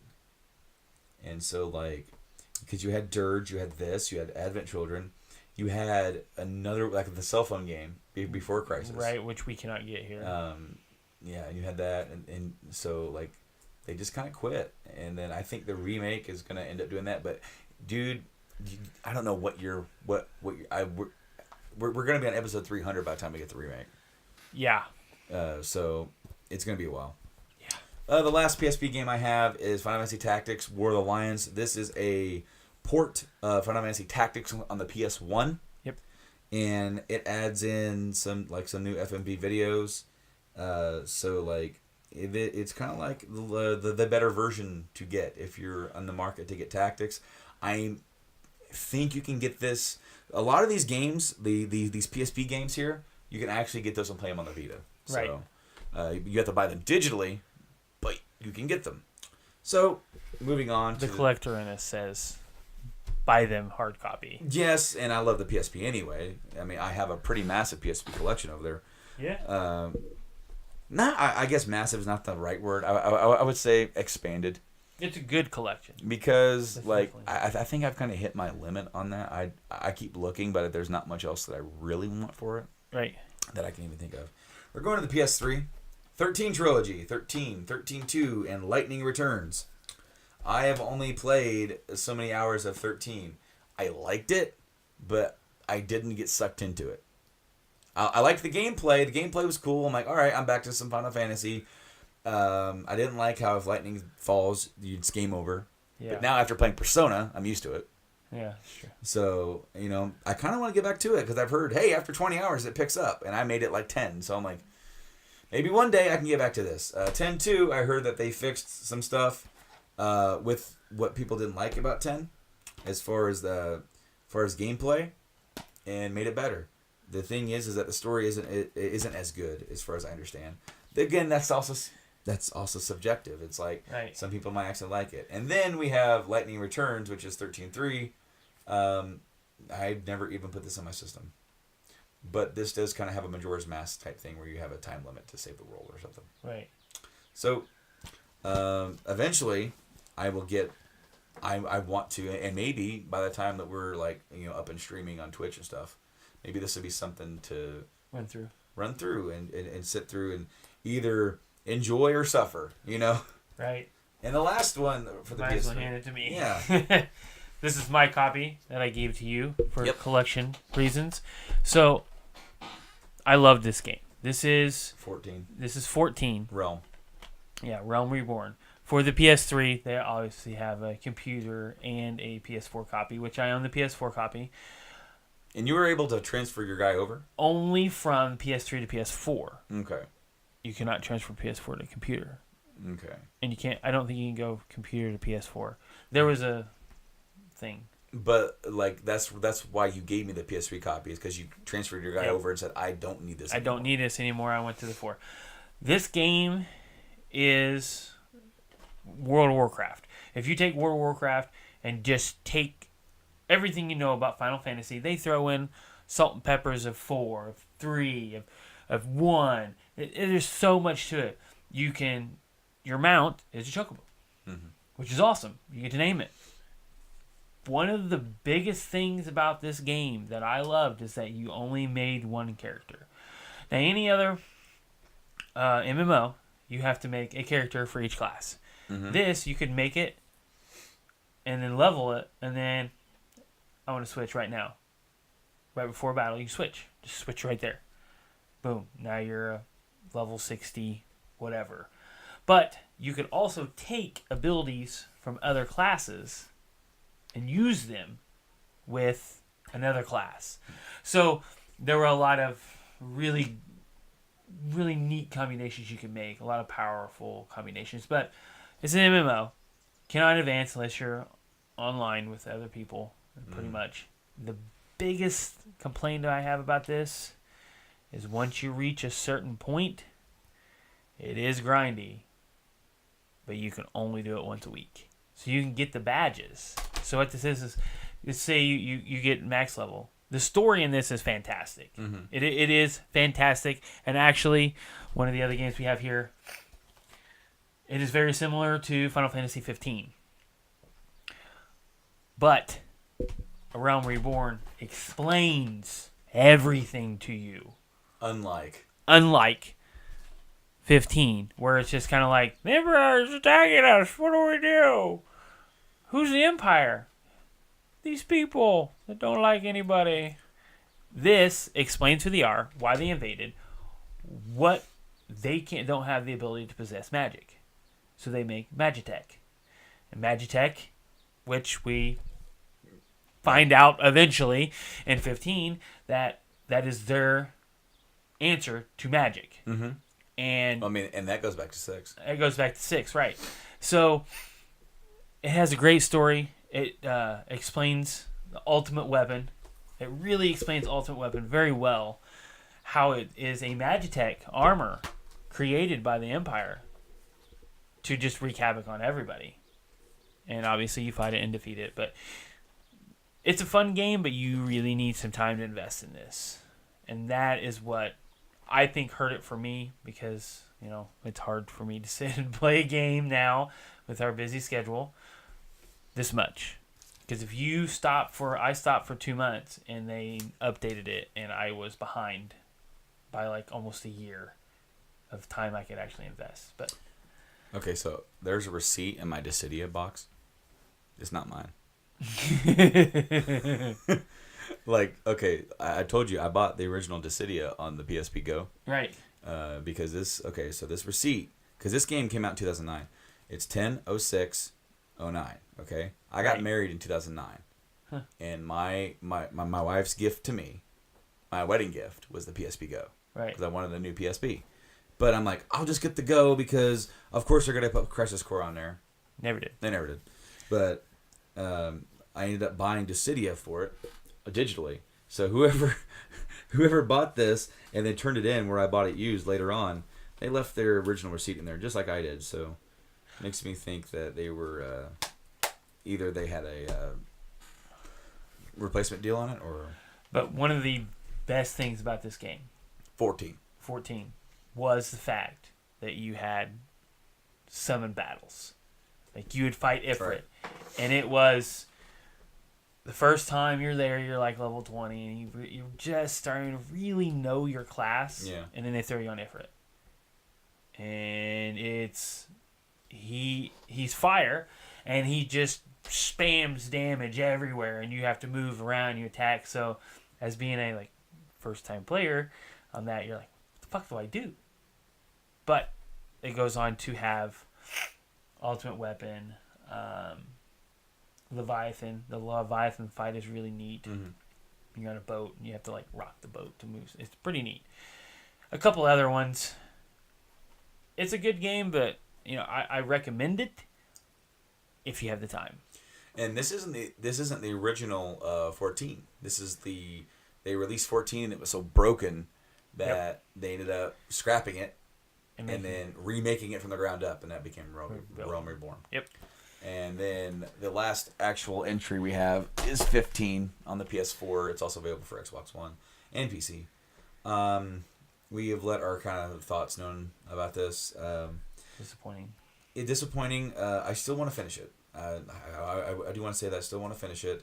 I'm probably just going to restart it completely by the time I do. I'm way too far to restart. Well, I'm not. I do know more about the backstory now than I did when I started the game, so that's going to help me out a little bit to try and stay into it. The Leviathan battle looks badass as fuck. It's phenomenal. So that is the pinnacle of that game.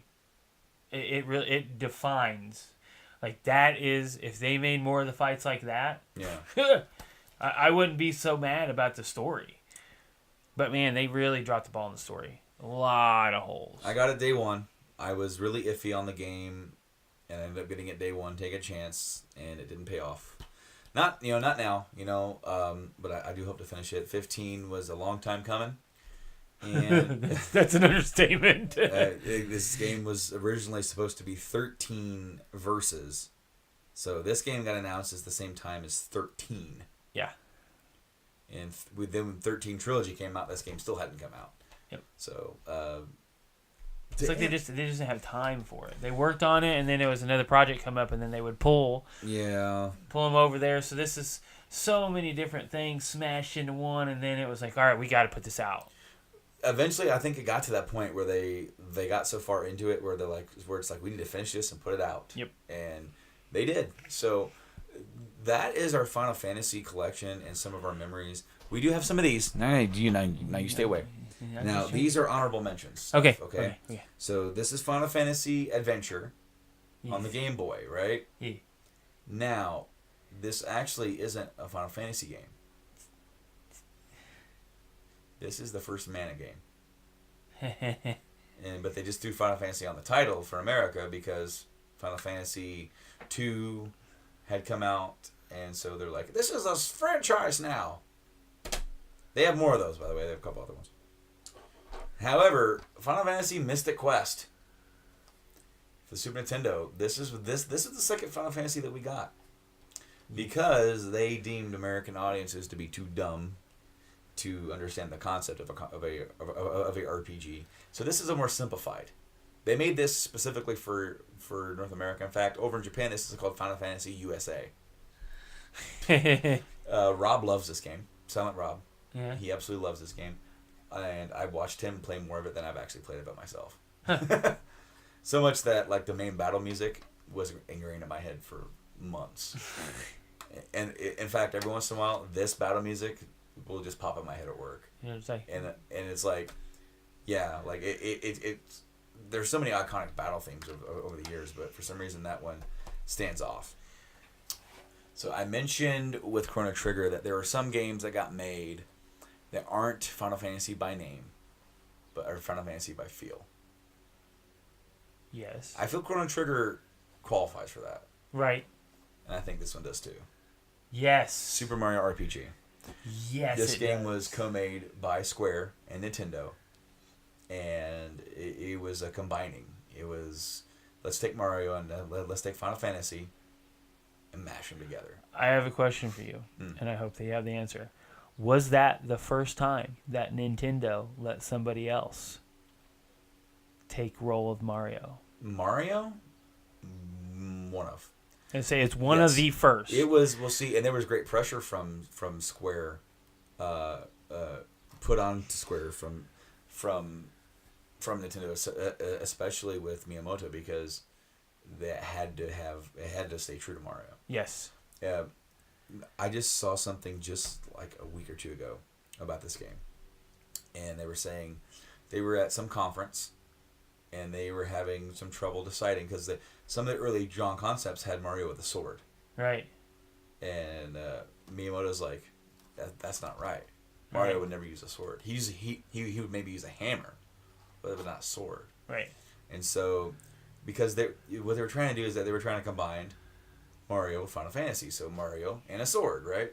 Yeah. But then when the guy who was in charge of the project, who worked at Square at the time, he polled the audience. What would you rather see Mario use, a sword or a hammer?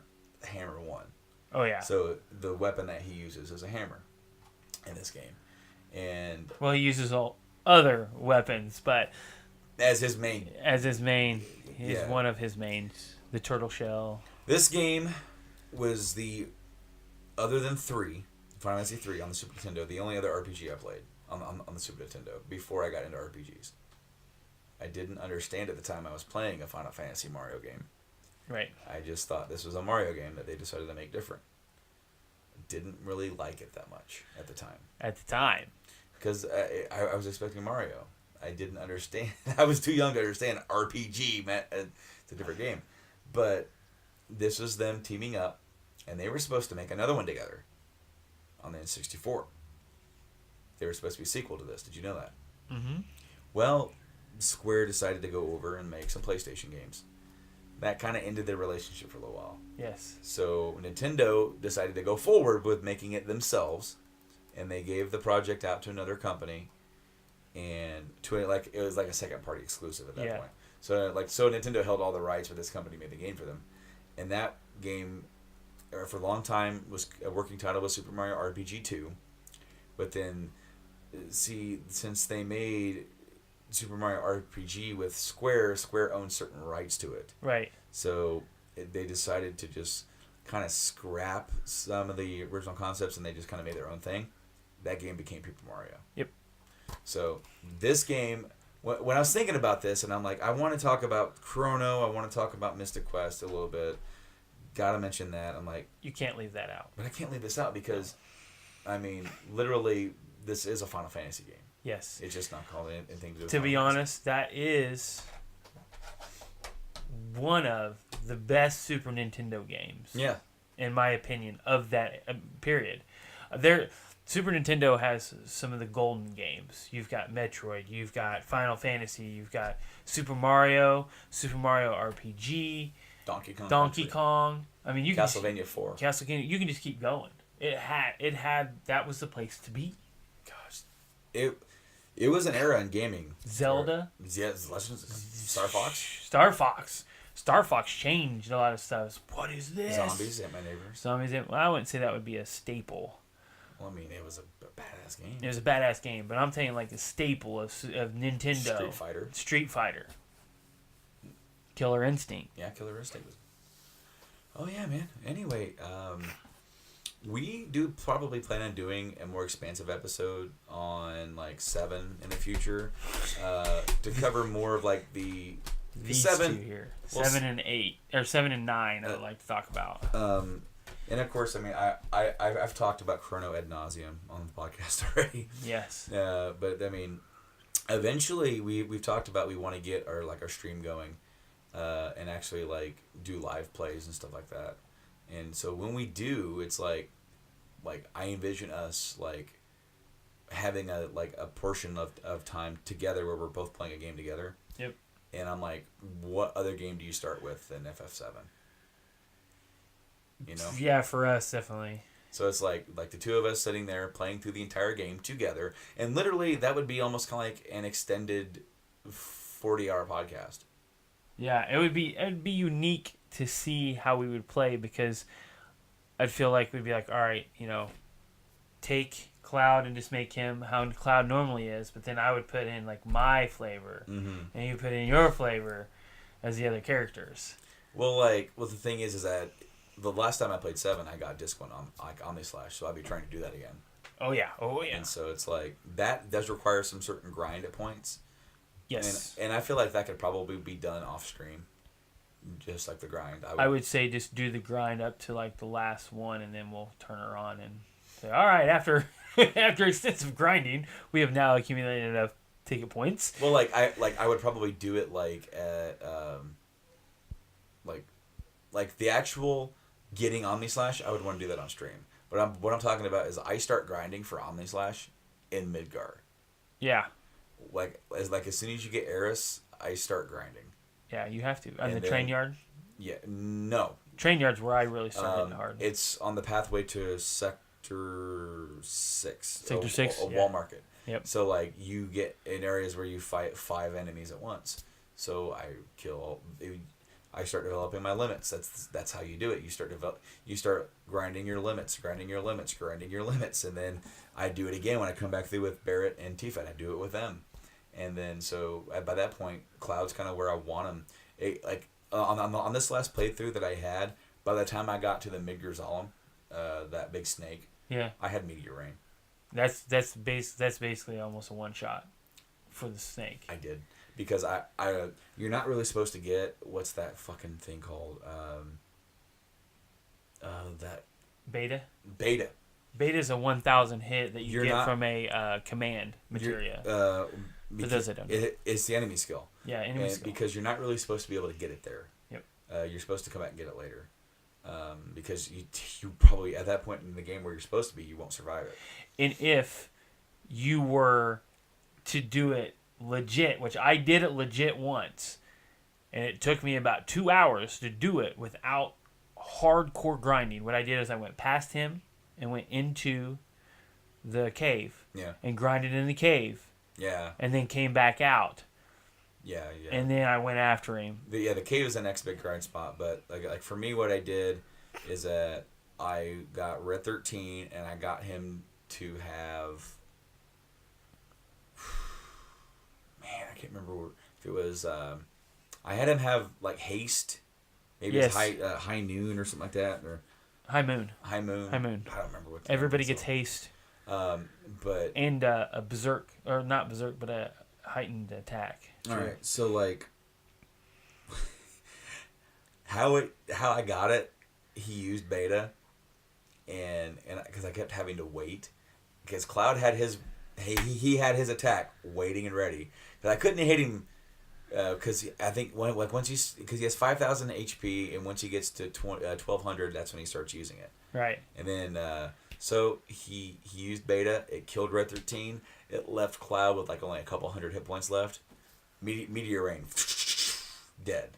Yeah. And then I ran away from that swamp, going because I don't want to get hit again with that damn snake. Yes. So yeah, I ended up getting it, but I would love to sit through there, and honestly, it would take time, but I think it would be honestly awesome to like play through all 3 of the PS1 Final Fantasies.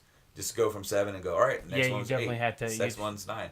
And that we would just do it like once a week after the podcast for a couple hours, and we would just start working through it. You would definitely have to help me out with 8, because I get to the point where you get into the rail, so you take the rail car to the next city, the big city, and you're doing that part with the assassination, and you're trying to prevent it. I'm done at that point. I'm just like, I don't really like this. That's where I stop every time. Well, I can definitely help you get past that. And then I feel like once I get past that bubble, I would be all right. But well, I just kind of feel like, playing through them together. We know 7 and 9, but to just sit there and commentate on the game as we play it and enjoy the story again, I think it'd be really fun. But I think that's all we got today. I have a lot of Final Fantasy stuff. You do. I have quite a bit myself. I just didn't bring it because you have it all. Yeah. A lot of this, I would say, I own almost every one other than the 13 and 12. And I got I bought 13 new from GameStop. It wasn't in the case. Right. Said it was new for $10. Back in I got that, and I got Chrono Trigger on the same day. But that I do own outside of like the crystals. I don't own the crystals. I don't own Advance 2, but majority of these I do own. When there's no point in me bringing them. Oh yeah, man. And that's why I forgot Explorers. I don't even know how. Like, I looked at World of Final Fantasy, and it's like kind of want to get it, and I kind of don't. I really want it because I like the fact that you have characters, and then you can drop them down into the sprites, the original sprites. I think that's neat, and it also changes the way you fight. I think their abilities change. I am not sure on that. I really wanted it, but I really wanted it for the Vita. because I mean, who doesn't want an RPG mobile? Right. You know what?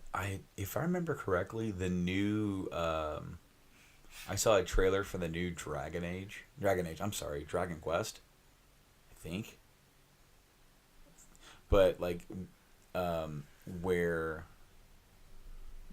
you can play it and you have the PS4 version, Right. and then you're gonna have a 3DS version. So the PS4 version is gonna be a big high fidelity version of the game. The 3DS version is a lower fidelity version of the game, and you have the option to switch to a 2D sprite version of the game. Huh. So they have a full playable 2D sprite version of the RPG. That is different. There's a game on the Nintendo. It's a second party game, and it is almost a original. I mean, let's go with Final Fantasy VI style game, but it has some parts that's 3-dimensional. I cannot remember the name. That's really one of the games I really want to get because knowing the name would help you out. I know. I can look it up on Nintendo Direct and find out what it is. Oh, so it's a newer one. Yeah. Oh wait, I think I know which one you're talking about. I cannot remember the name of it. I saw I think we saw that not too long ago. And we both looked at it and we're like, that looks legitimately cool. Because it said, going back to our roots here. And I wanted to say it was an offshoot, like Square was backing these people making it, I want to say. But I know Square does have a Switch game coming out, so I don't know what that is. I would like to look at that. Anyway, I think that's going to be it for us this week, and until next week, I don't know what our topic's going to be next week. What we need to do is that we need to make up a list of stuff that we can do topics on. Yes. And then just pick one. Yes. Because we could do the collector thing next week with some of the collectors and limited editions we can look at. We could do. I mean, there's other retrospective stuff that we can do for other series and stuff like that. Yeah. Like I would love to do one day just do the Super Mario series or something like that. Yeah, definitely do the Mario series. We could do. There's a lot of series we can do the Resident Evil. Are you kidding me? I mean, we can go through that all Resident day. Evil, the only thing with Resident Evil I don't own that I would wish I did is the 4 for GameCube. Yes. I have it on PS2 because I got it for super cheap, but I used to have the big GameCube collection, and then I sold it. And then when I find them, they're over $30 for each one, and I'm just like, I cannot justify buying Resident Evil 2 and spending $30 on it. Yeah. I have it. I have 2 copies of it on the PS1. Yeah, you can go out and get it for the N64 for cheaper than that. Yeah. So, I think it's time to say goodbye, and I think it's time to thank you guys for checking out this episode, and I hope you guys stuck with us and listen to us ramble on about our love about Final Fantasy. We're probably going to do some more talk about 7 and some other ones later on down the road. You guys can check us out on social media. On Twitter, I'm active. I'm sharing stuff. Check us out on Facebook. We're there too. On Instagram, I actually I made a clip. I'm gonna start making clips and start from the YouTube thing, because you can go check us out on YouTube. Yep. And so I'm gonna start putting that on our Instagram more often. So go out and check us out on YouTube. We have a camera up here. You can see all the stuff that we brought out and talked about. You can check us out on audio, so you can get us on your phone in your car. You can listen to us, and while you're going down the road, going to work, going on your commute. We're on iTunes. You can check us out on your podcast app on iTunes if you got an iPhone. We're on Google Play Music if that's where you want to get us. The cool thing is that you can also get us on Stitcher. You can get us on there's one more, Podbean, the Podbean app. Then actually, I have an app called Podcast Addict. You can download that and you can search Game Addicts Podcast, and we'll come right up. You can subscribe to us, not miss an episode, because we're up every single Thursday. That's our drop date. Yes. So until that changes, that'll be the date for that. But I think that does it for me. How about you? I'm good. You're good? It's getting late. I'm getting hungry. Yes. So until next week, I'm Brando. And I am Mike. And we will see you later.